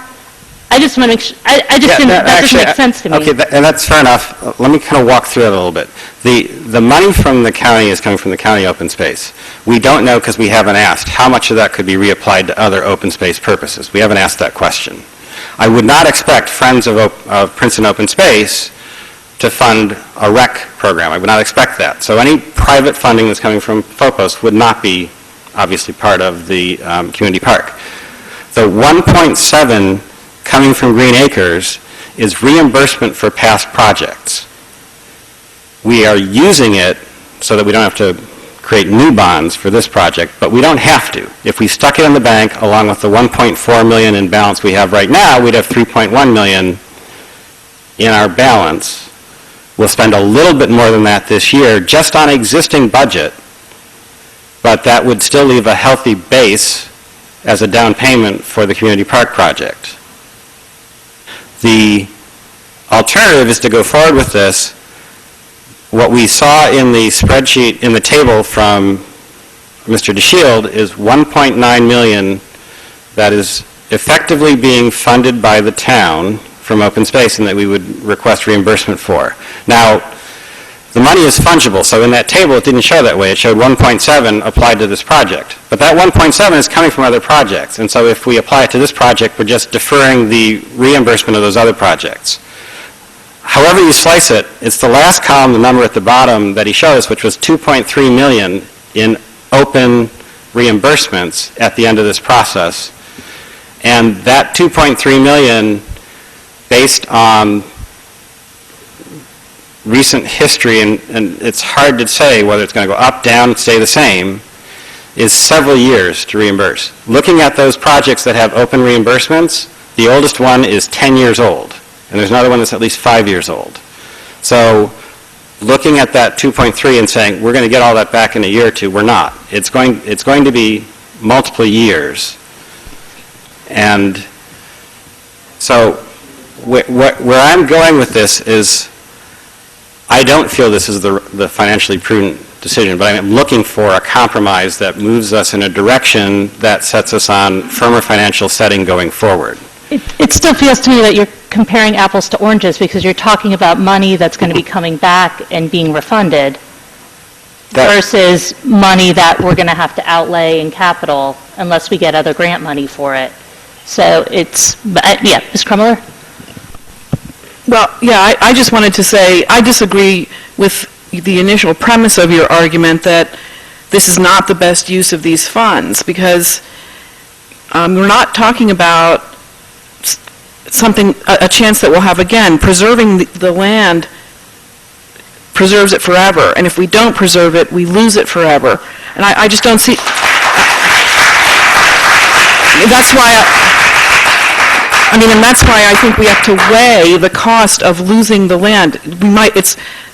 We're hearing from everyone, and I agree with them that it's extremely valuable. It's more valuable than the money. Could I?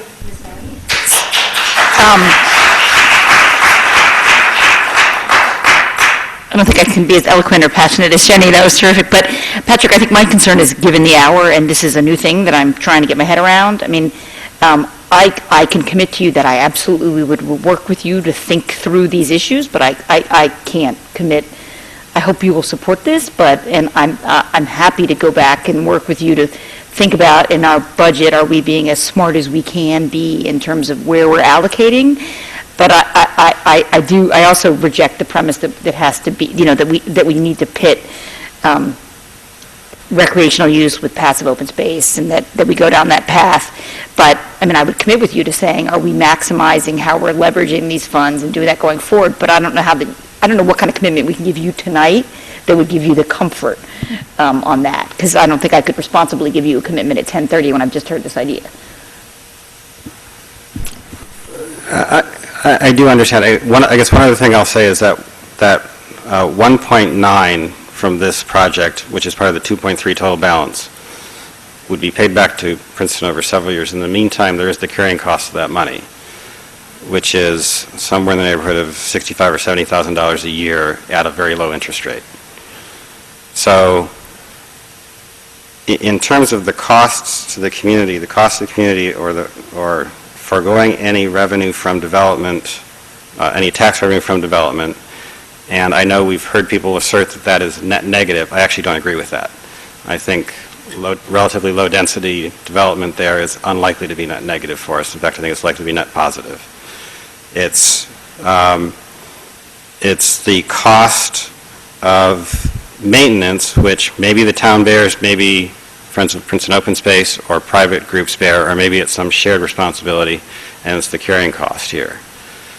So even when we buy a property for free, the foregone revenue and the carrying cost on the debt are costs that we are incurring. And the insidious thing about this is it moves us incrementally in the wrong direction in terms of debt and in terms of higher cost to the taxpayer.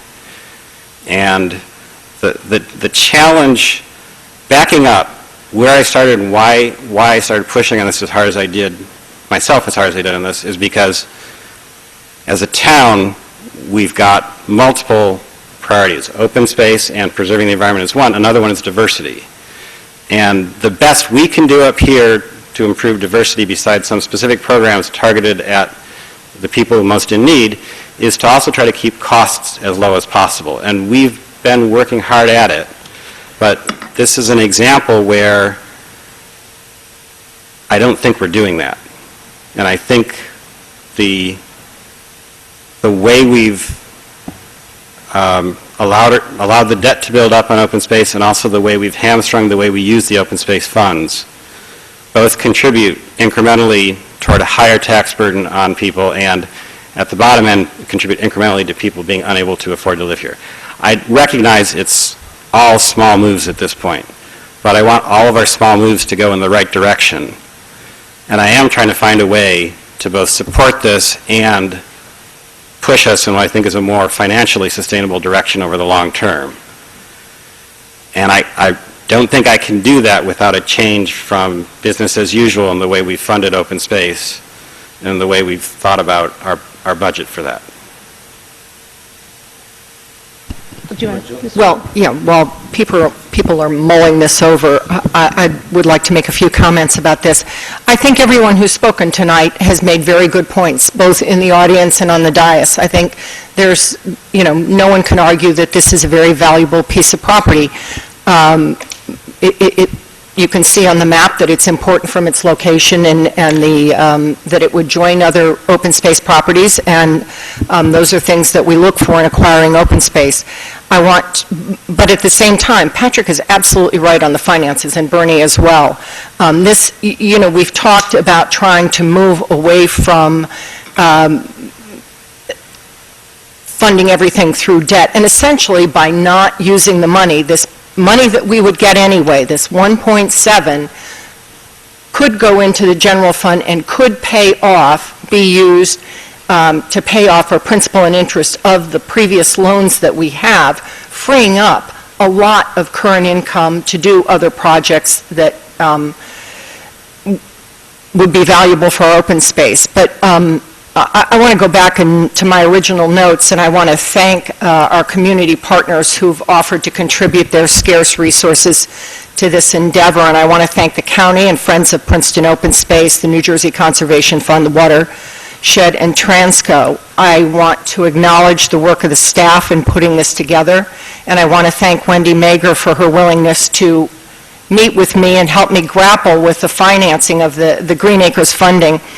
And I want to acknowledge Scott Sillers, who was the only person who actually approached me, who was in favor of this, to meet with me to kind of do a little friendly arm twisting. For those of us from the former borough, the acquisition of open space is a new experience, and certainly a purchase of this size, both in terms of acreage and cost, is a daunting experience. In the former borough, we allocated our open space tax revenue exclusively to the maintenance of our pocket parks, which was completely allowable under the law, but it doesn't give us, those of us who served in the former borough, don't have much experience with regard to how the funding takes place, or even that much familiarity with the Ridge, to tell you the truth. And I hope that a desire to try and understand the complicated financing with its many ramifications would not be viewed as not supporting open space. Quite the contrary, I and everyone on the council supported the referendum in 2012 that established an open space tax in our consolidated community, even when it meant that the tax for the residents of the former borough would be going up slightly. I share Bernie's disappointment in the FOPOS email that characterized our lack of or support of open space in any other manner. I, along with many others, have spent a good amount of time reviewing the maintenance needs of our open space inventory last year. and I heard the need for trail maintenance and repair, the removal of invasive species, repairs to fences and other structures, deer management, the removal of trees that were destroyed in Irene and now pose a fire hazard. In addition, we know that the emerald ash borer is an imminent threat to our trees. I learned that many conservation groups set aside 10 to 15% of the purchase price for maintenance, a practice that we haven't done. And I think we're only fooling ourselves if we don't acknowledge the additional costs associated with acquiring additional property for open space. There have been some excellent questions in the last couple of weeks, but I have to tell you, I was at a Super Bowl party last night, and there was someone who'd received the FOPOS email, and she said to me, "Tell me about the open space purchase." And she said, "You know, I support it, but my husband and I are putting our house on the market because we can no longer afford taxes in Princeton." So that was a pretty stunning revelation, because Patrick's not wrong. This does impact our tax picture. We also got an email from someone who brought up several interesting points, and I think we have to have a hard discussion on council, and this is what Patrick was alluding to, because in the last weeks of December, we spent some time looking at the zoning on the outer edges of town, trying to limit building there. We're looking at taking the Witherspoon-Jackson neighborhood and trying to limit building there. We're going to take open space out of our inventory available for affordable housing, where we might build affordable housing. And we don't want to make the center of town, we don't want to add more density where it's all in our already densest neighborhoods. And so when people complain about affordability, and we're unhappy about the affordability of our town and rising taxes and driving people out, we have to realize that there are things that we're doing that are contributing to that. And so one week we wring our hands about one problem, and the next week we do something that exacerbates that problem. And I feel like we just don't have honest conversations about what our real goals are. One week it's open space, the next week it's affordable housing. But there are conflicts there, and we're not really acknowledging them. So I think what Patrick's suggesting is that we have to have an honest conversation about our capital plan, the things that have been put forward. Everything can't be our priority. Former Mayor Marchand said, you know, we want to exceed our open space goal. Well, we want to exceed our open space, we want to exceed our affordable housing goal as well. People ask us to exceed that too, but it's coming from the same pot of money. I want to thank it. Sooner or later it is. We could take, I don't know, we could take the, can I, Mayor? We can't have Mayor? discussion up here, but let her finish, and then we'll have to discuss it as a... The debates, if you all watched it, if your name is mentioned, you have a chance to speak. You know, I won't make that mistake again. Can I ask a question? No, Are you still going? Go ahead. Ask her. What about the money that we're leaving on the table if we don't do this? That's an $2 issue. million. I understand that. Although I did talk to Brian Hughes, and you know, we haven't asked if it would be available for something else. I understand that is an issue, and I appreciate that. But let's not kid ourselves. This 1.7 isn't. It would be coming to us anyway and could be allocated for other uses within the open space. I also want to mention something about the open space revenues. I want to thank Wendy for acknowledging that this is a bargain price at which we might acquire the property. And I want to thank both Patrick and Jenny for the fact that we didn't pay a lot more for the property, something that surely would have strangled our open space revenues for years. I want to thank Bernie for outlining some of the unacknowledged costs of this purchase and his acknowledgement that the monies we're receiving are in fact fungible. I think it's we need to be honest about this discussion.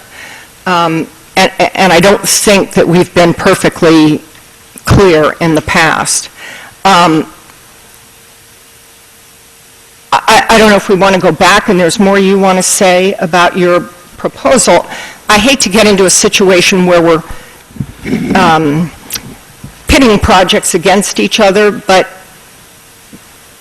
Well, look, I think in terms of outline, what Councilman Howard said is perfectly fair. This is the first time people are hearing about it, and here's an example where the Open Public Meetings Act has hamstrung us, because 3 of us meeting on this forms a voting decision negating the purchase. So I can't do a bunch of negotiation behind the scenes and comply with open public meetings. So I apologize to my colleagues that this is the first time we're hearing about all this. Having said that, I believe my proposal has merit, and I also believe that if we come to agreement, we might actually get most, if not all of us, to vote for this. And so if the concern is we can't make a decision this quickly, this late at night, then maybe what we should be thinking about doing is continuing the public hearing to the next meeting where we can do so. We might have a problem with the negotiation. Ms. Howard, why don't you get, let Ms. I have Howard a question speak. on that. I mean, I think we were already skating close to the edge in terms of extending the debate, the discussion until tonight, right? I mean, aren't we risking losing the property?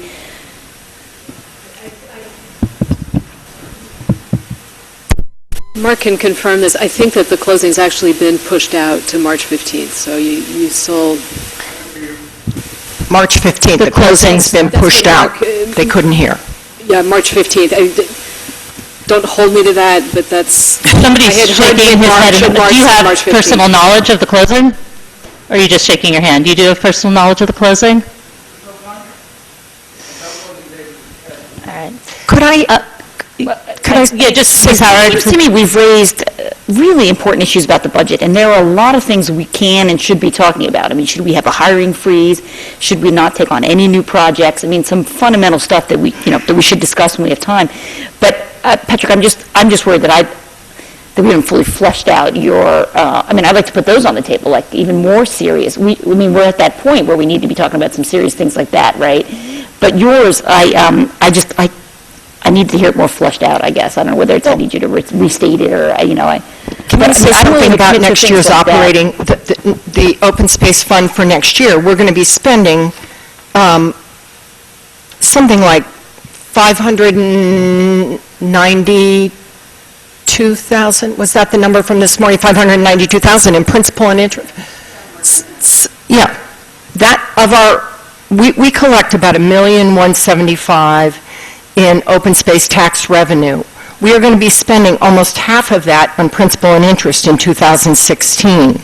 The other, we have about $616,000 of other expenses allocated to that. So next year, this year, in 2016, we are probably going to be spending more on open space, even without this, than we will be taking in. So everybody talks about this open space tax revenue as if it's some big pot of gold, but in fact, because of these previous purchases, chunks of it are already allocated over the next few years. This is our worst year. Next 2 years, we have about $400,000 of our, in the high fours, I think, committed, and then after that, it does drop down to about in the low threes.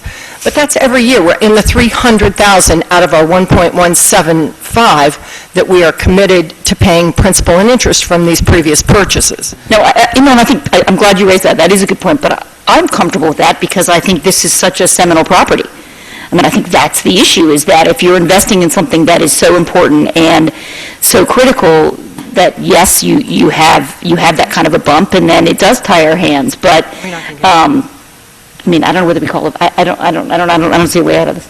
Yeah. Well, I also think we don't want to leave money on the table. That's also depriving the taxpayers of revenue that we're not getting. Especially given county that, money. I mean, I think there is merit, in spending more on spending more of our open space in the future for maintenance in the trails. But right now, we have money. We're looking at a $2 million gift that we don't necessarily have if we don't use this. True. $4.4 million. Well, taking the argument that they're talking about. Right. Well, I would just encourage everybody to just take a step back, too, and reflect on what the voters were thinking by having an open space tax.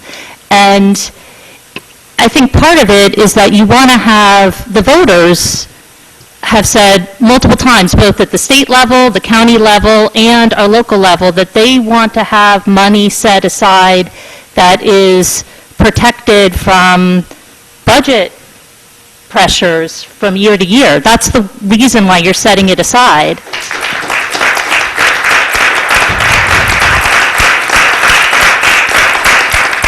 And that it's important for us to keep that pledge to, I don't even know if it's a pledge, it's the money is being given to us for this purpose.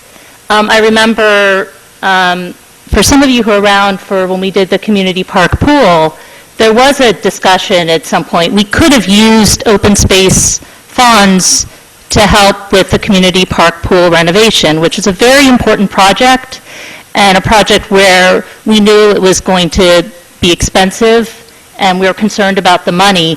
And there was a discussion that even though it was allowed by our open space language, that it would have been a stretch from how the public viewed what they were voting for. And to say, it's almost, I feel like we're taking out the fine print to say, we're now going to use this for,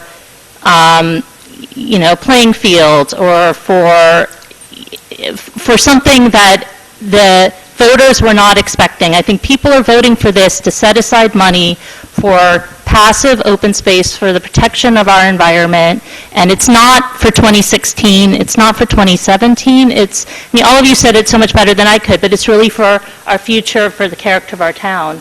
And I think we just need to I understand the need and the pressures of the budget, but the reason why these funds were set aside is that so they wouldn't be subject to those pressures in the same way other things are. Bernie, do you want to?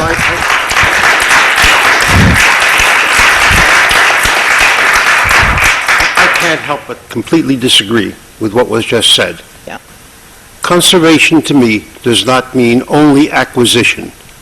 Conservation to me means to protect, preserve what you have.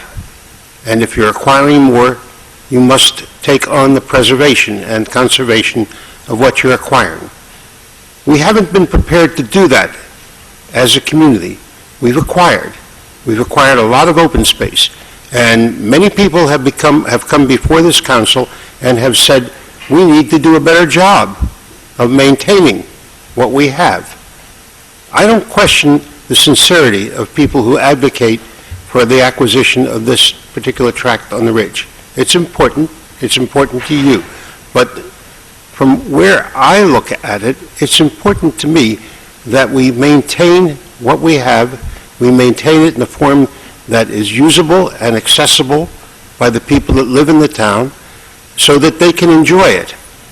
It's not only there for people who are driving along 206 to look at and say, this is a beautiful wooded site. That's nice, but it's also there for people who live in the tree streets, who live in Riverside section, who live in Witherspoon Jackson, who live downtown, to be able to walk through that community. That means getting there. That means having someplace to park your car when you get there. That means not having to take a machete with you and hack your way through tree limbs that have fallen down or trails that are overgrown. I suggest that we as a community need to come to grips with reality. The reality is we've got a lot of beautiful open space, and we need to make it accessible and usable to the people who have paid for it. Could I don't think I just want to just respond to that, and then you can speak. But I'm not disagreeing with that. We already spend a portion of our open space money every year on maintenance, and I think that's highly important for us to do. I think the proposal, my understanding the proposal was that we open it up and use it for every single possible thing, including things that are not walking trails and what I think the public considers as open space, that we use it just for general recreation. And I think that's where I think we're going to have a problem with the voters who thought they were voting for one thing, not to help us plug our budget. And I think we saw when Christie did that at the state level, and the horrible controversy that created, and just people feeling that was a violation of trust. And it's like, if we look at the fine line, the fine print, you could say, yes, that's what people voted for, but I just don't think that's the intention. I don't disagree with you that we should be spending on maintenance, too. Ms. Butler? I think there are reasons to support the purchase of this property, but I can't go along with what you said. I printed copies of the language of the referendum. We have a very intelligent population here, and it's quite clear what they voted for. And the uses of the Open Space Trust Fund are many. And I believe that the residents of Princeton are capable of reading this and understanding it. There's an excellent explanation statement. And so there are a lot of reasons to support this, but I think it's a mistake to say, well, we think, to try to presume what the public was thinking. This is what they voted for. We know what they voted for, and we know what the approved uses are. So I just want to take issue with that, although it doesn't mean I wouldn't support this, but I won't support it for that reason. In terms of what the public voted for, one of the challenges we have in politics is it's inherently, all of our pictures are inherently incomplete. In every meeting that I was in prior to the referendum for consolidation and the referendum for open space, the question came up, where the question came up about open space, the discussion about the fact that the borough and the township spent their money very differently was raised. And what was emphasized in every one of those meetings was how flexible the open space ordinance was in both towns and will be in the consolidated town. And I'm not disagreeing that many people went to the polls thinking open space purchase, but I'm disagreeing that that is a universal truth. It is nowhere near a universal truth. People went thinking what they read as the highest priority from that list of possible uses for the open space funds. And we've heard it over the course of our tenure up here. When the discussion came up in Witherspoon-Jackson about whether to take down the Tash House or try to preserve it, the question about whether to use open space funds came up for that. Because at least some members of the public realized that historic preservation is in the contract. And frankly, that was news to me because I hadn't remembered that and hadn't really focused on that aspect of it. So the challenge we've all got is that we all have an incomplete picture of what each other is thinking about when we read highly flexible language like this.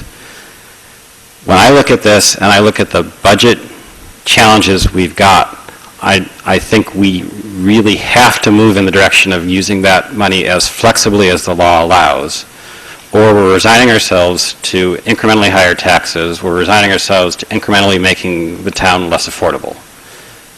It's difficult to quantify, but I know the direction is the wrong direction. Okay. Yeah, you got to come to the mic, please. Since I did pass up my public comment time before, I would just request that the public hearing be briefly opened so I could answer something that was raised by Mr. Simon and by Mr. Miller. I am a member of the Mercer County Open Space Advisory Board, which advises the county on how open space tax funds at the county level are spent. So I do know that the money that would be available, the $2.2 million for this acquisition, is not available for things like recreational development. it's available to buy land. The county has a separate program called Mercer Plays, I believe, at Play, that makes money available for that kind of purchase. The other point I wanted to make is I hope there is not an impression that the current use of our open space tax funds is ignoring the need to maintain active recreation parks and pocket parks, because it's not. The almost half of those funds that comes in every year and is allocated to salaries and benefits of employees is covering employees whose duties are mostly related to that, maintaining our active recreation fields and our pocket parks. And very little of it, as we learned in the Open Space Advisory Committee, very small portion is going to passive open space parks. So that is happening. And yet we expect to have over $1.2 million in our open space at the end of the year in our open space tax fund at the end of this year after we pay for all those things, which shouldn't be forgotten.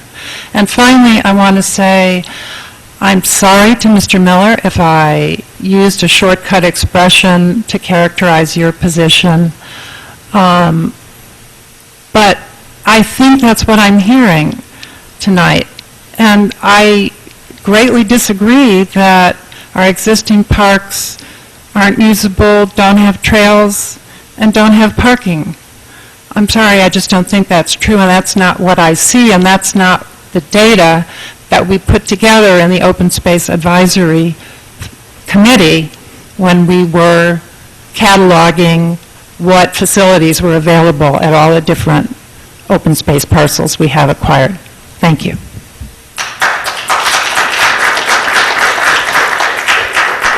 Ms. Howard?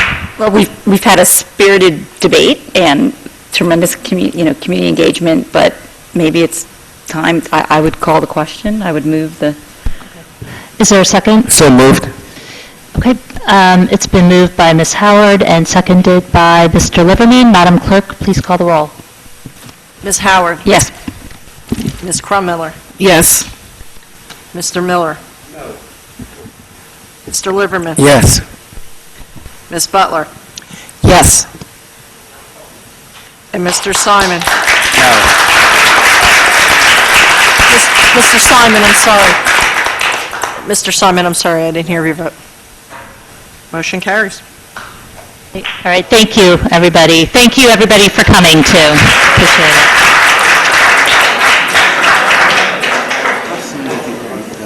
I got there before in the morning. That's why. Okay. Are you okay? Yeah, you can go. Okay. Thank you. Okay, it is almost 11 o'clock, so let's keep moving. Can we just do the next in block? All the ordinances? I don't think so. I think we have to do each one because we have to have public hearings. So I'm going to open the public hearing for 16-3, an ordinance by Princeton regulating parking along Mount Lucas Road and amending the Code of the Township of Princeton, New Jersey, 1968. Mayor, I'm sorry, I'm having trouble hearing you. I'll move it. Okay. Yeah, and I'm just going to open the public hearing. I want to thank everybody for coming tonight, but if you could please have your conversations in the hallway because we still have almost 2 pages of agenda left for this evening.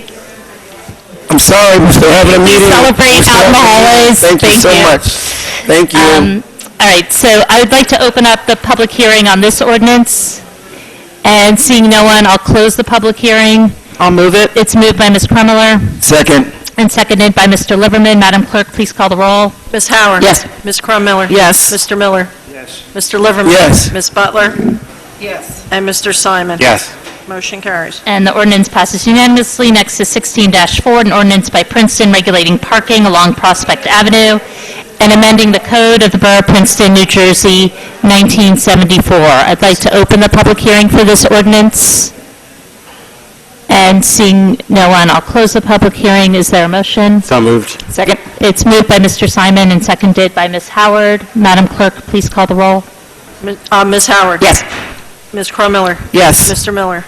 Mr. Liverman? Yes. Ms. Butler? Yes. Mr. Simon? Yes. Motion carries.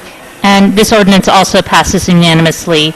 Next, we come to ordinance introductions. First is 16-5, an ordinance by Princeton requiring direct deposit of net pay and amending the Code of the Township of Princeton, New Jersey, 1968. Is there...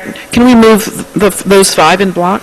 Actually, No, I think we'd better do them one at a time. So it's been moved by Ms. Cromiller, and seconded by Ms. Howard. Is I there would any like to discussion? suggest an amendment to this one. Okay. This requires that any exception has to come before mayor and council for approval, which I think is absurd. I want to grant, I'd like the language to permit the administrator to use his own authority. Yeah, I agree with that. I'll second Just that. make sure you're speaking right into the mic so that the clerk can Yeah, get so it. I'll It's repeat my about the concern. direct We're looking at- deposit. The exception says, shall present a request to the mayor and council. The mayor and council may grant such an exemption by resolution on such terms and conditions as it deems necessary. I want to deem now that the administrator has the authority to make that decision based, and essentially the only requirement I would ask is that it be based on financial need.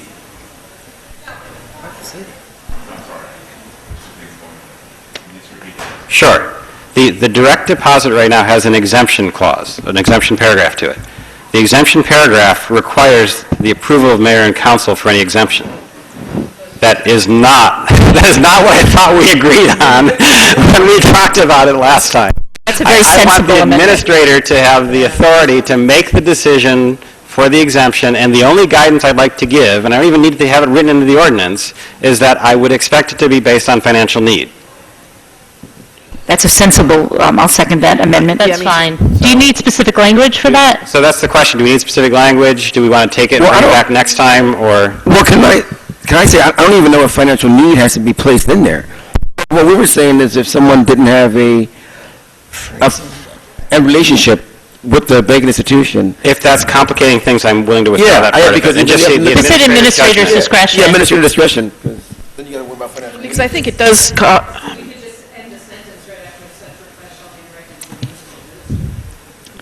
Okay.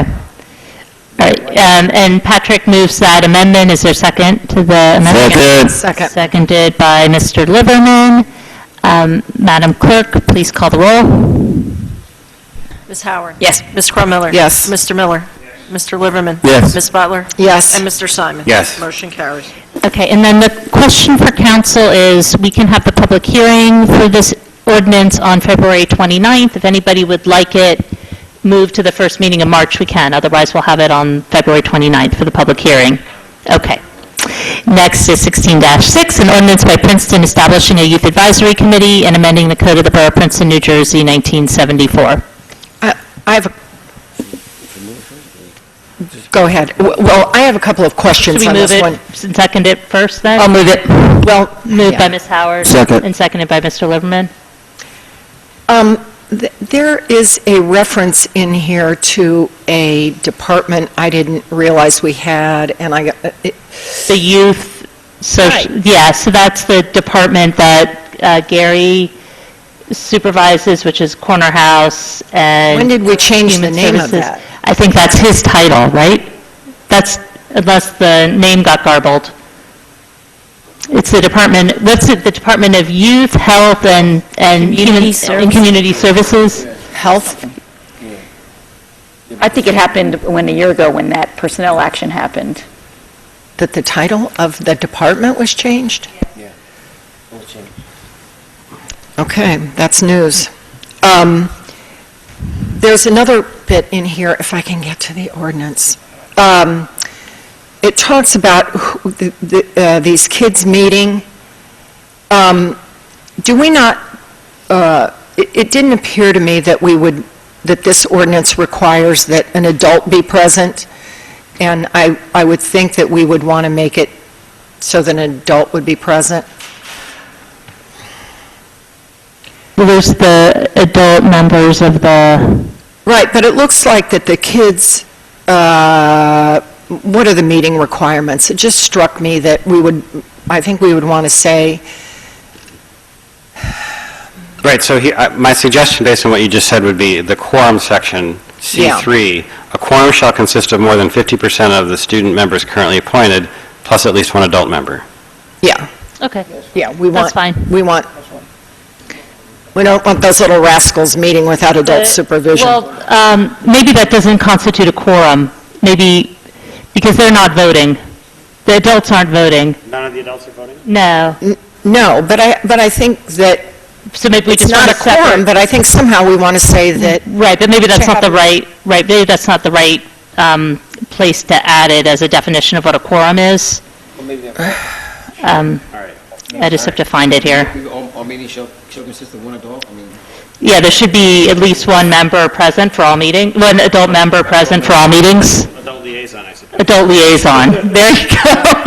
That's a good clarification. There shall be at least one adult liaison present for all meetings of the Youth Advisory Committee. Okay, perfect. Does that work? Yeah, did you capture that? Do you guys capture that? There shall be at least one Wait, adult liaison why? present. Why? I mean, they're high school kids. If they want to meet without an adult, why do we care? Well, they can meet without an adult, but it wouldn't be the Youth Advisory Committee, that's all. Why? I mean, I'll go along with this, but I don't really understand what the concern is. I just think if the Youth Advisory are meeting, I think it's a good idea to have an adult there. If it's going to be an official meeting, Yeah. it's not the worst thing, but I tend to agree with you. I mean, I feel like we should be treating this group like we treat the adult groups. There was a suggestion that, we have them sign something special about behavior, and I just feel like we should treat them the way we treat our adult volunteers. Right. I mean, I could just imagine, what if they said, hey, let's all go meet at Small World and talk about our decisions? I would think that would be okay. Fine, they can go do that, but I think if you're having an official meeting... Okay, I mean, I don't really care if you want to do it. Okay. I don't want to have a long discussion. No, okay. So Joe, I think it was, Ms. Butler had introduced the amendment. Is there a second? Seconded by Mr. Miller. And Madam Clerk, please call the roll. Ms. Howard? Yes. Ms. Crum-Miller? Yes. Mr. Miller? Yes. Mr. Liverman? Yes. Ms. Butler? Yes. Mr. Simon? Yes. Motion carries. All right, and again, is everybody okay with having the public hearing for this ordinance be on February 29th? And I'm sorry, who was the first on the amendment? The first was Ms. Butler. Thank you. Everybody okay with the public hearing on February 29th? All right, the public hearing will be on February 29th. Next is an ordinance by Princeton, 16-7, regulating metered on-street parking along Paul Robeson Place and amending the Code of the Borough of Princeton, New Jersey, 1974. Is there... I'll move it. It's moved by Ms. Crummler. No, it's introduction. Oh, just introduction. And is there a second? Second. And seconded by Ms. Howard. Any other further comment? Ms. Butler? When are we going to get to the parking meters around Palmer Square? To me, that feels like... Change them to 2 hours? Well, change them to something, but instead of the, they were set for the...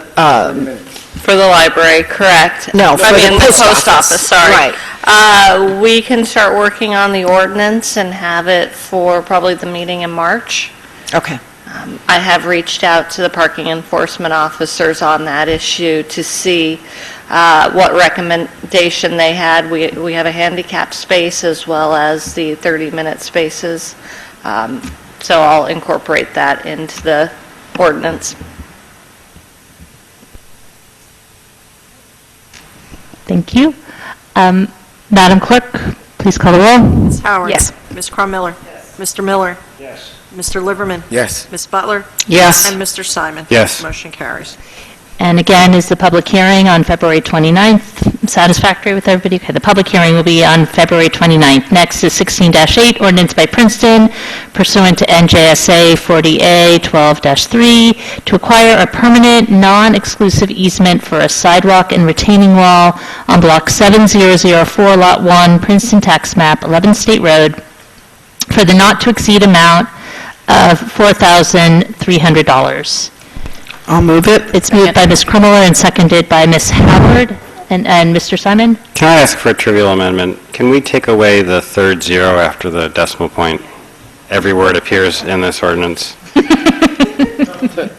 Because it's easy to misread that as $4,300,000. Yeah. And it's very clear that's not what we intend, but could I just ask that we do that everywhere in the ordinance it occurs? All right, that's an excellent suggestion. Is there a second for that? Second. Seconded by Mr. Liverman. Madam Clerk, please call the roll. Ms. Howard? Yes. Ms. Crum-Miller? Yes. Mr. Miller? Yes. Mr. Liverman? Yes. Ms. Butler? Yes. Mr. Simon? Yes. Motion carries. All right, everybody okay with the public hearing for this ordinance also being on February 29th, 2016? Last ordinance introduction for this evening, 16-9, an ordinance by Princeton concerning the Princeton Public Safety Committee and amending Chapter 26, Police Department of the Code of the Borough of Princeton, New Jersey, 1974. So moved. Second, and I want to thank you and everyone else for agreeing to do this. Okay, thank you. It's been moved by Mr. Liverman, seconded by Ms. Krummeler. Any other comments? All right, Madam Clerk, please call the roll. Ms. Howard? Yes. Ms. Crum-Miller? Yes. Mr. Miller? Yes. Mr. Liverman? Yes. Ms. Butler? Yes. And Mr. Simon? Yes, and Motion I also carries. want to thank Yes, all right, thank You you. and You're all welcome. of us. And the public hearing for this will be on February 29th, if that's okay with everybody, 2016. All right, now we come to our resolutions. The first is 16-47, approving the 2016 through 2019 collective negotiations agreement with Mayor, may I move all of them in block? You want to move the PBA contract and everything else in block? I mean, all right. I would prefer that we vote on the PBA contract. take that one out. Seems like a pretty significant vote, so, all right. With Policemen's Benevolent Association Incorporated Local 130, are there any questions for Mr. DeShield on the contract? I think the press is gone, but I don't know if you have anything you want to say. So quickly, those the main points are, we've negotiated salary increases from... Your mic's off, too. Record. Thank you. Salary increases for 2016 of 1.75%, 2017 1.5%, 2018 1.5%, 2019 1.5%. In addition, most of the changes in the contract are either part of a memorandum of understanding that was previously negotiated or current practices that we put into the contract, but they're all spelled out in the documents you have before you. Okay, is there a motion? So moved. Moved by Ms. Krummeler, is there a second? Second. Seconded by Mr. Liverman, all in favor? Aye. Any opposed? All right. Did you want to Wait. say something?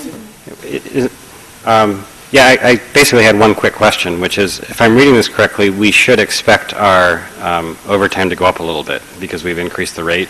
Is that a correct reading? Actually, that was already just slightly. There's only one place, it actually wouldn't be overtime. The only change in the one section for the callback, and it's for comp time, we were previously awarding comp time at 1.5%, contrary to the Fair Labor Standards Act. It'll be at two times versus, it was at straight time versus 1.5 times, the regular rate of pay. But that's in comp time, so it won't be dollars out of our pocket. Well, except that when they take the comp time, then it will be. Right, so indirectly. Indirectly. Okay. Okay. All right, I think we might have already voted, but was there anybody opposed? Okay, you got to get in there a little faster next time, okay. It's late, sorry. And then, if somebody would like to move the 2 through 5, yes, so 1648 through 1651, been moved by Ms. Howard and Block, seconded by Mr. Liverman. Are there any comments or questions on any of these? All in favor? Aye. Any opposed? Okay, those passed unanimously. In that last resolution with the personnel manual, we're going to carry over to a future meeting. And finally, we come to the consent agenda, which contains items of a routine nature, passed by single vote. Does anybody want to remove anything from the consent agenda? I have to recuse myself from number 2 in that Oh, yeah, we were going to take that out and put it as a Yeah, resolution. yeah. Okay, that So- got missed. Okay. You want me to walk out while you vote on that one? We'll do the other ones, and then we'll come back, and you can leave early. Okay, so is there a motion? I'll for move items 1, 3, 4, and 5. All right, moved by Ms. Howard. Second. Seconded by Mr. Liverman. All in favor? Aye. Any opposed? Okay, Mr. Simon is recusing himself on number 2 because it's in his neighborhood. It's been moved by Mr., what's your name, Miller? Sorry. Seconded by Ms. Howard. All right, all in favor? Aye. Opposed? All right, that passes just. I'm Liverman. And is there a motion to adjourn? Is somebody going to make it? It's moved by Ms. Howard. Seconded. And seconded by Mr. Simon. All in favor? Aye.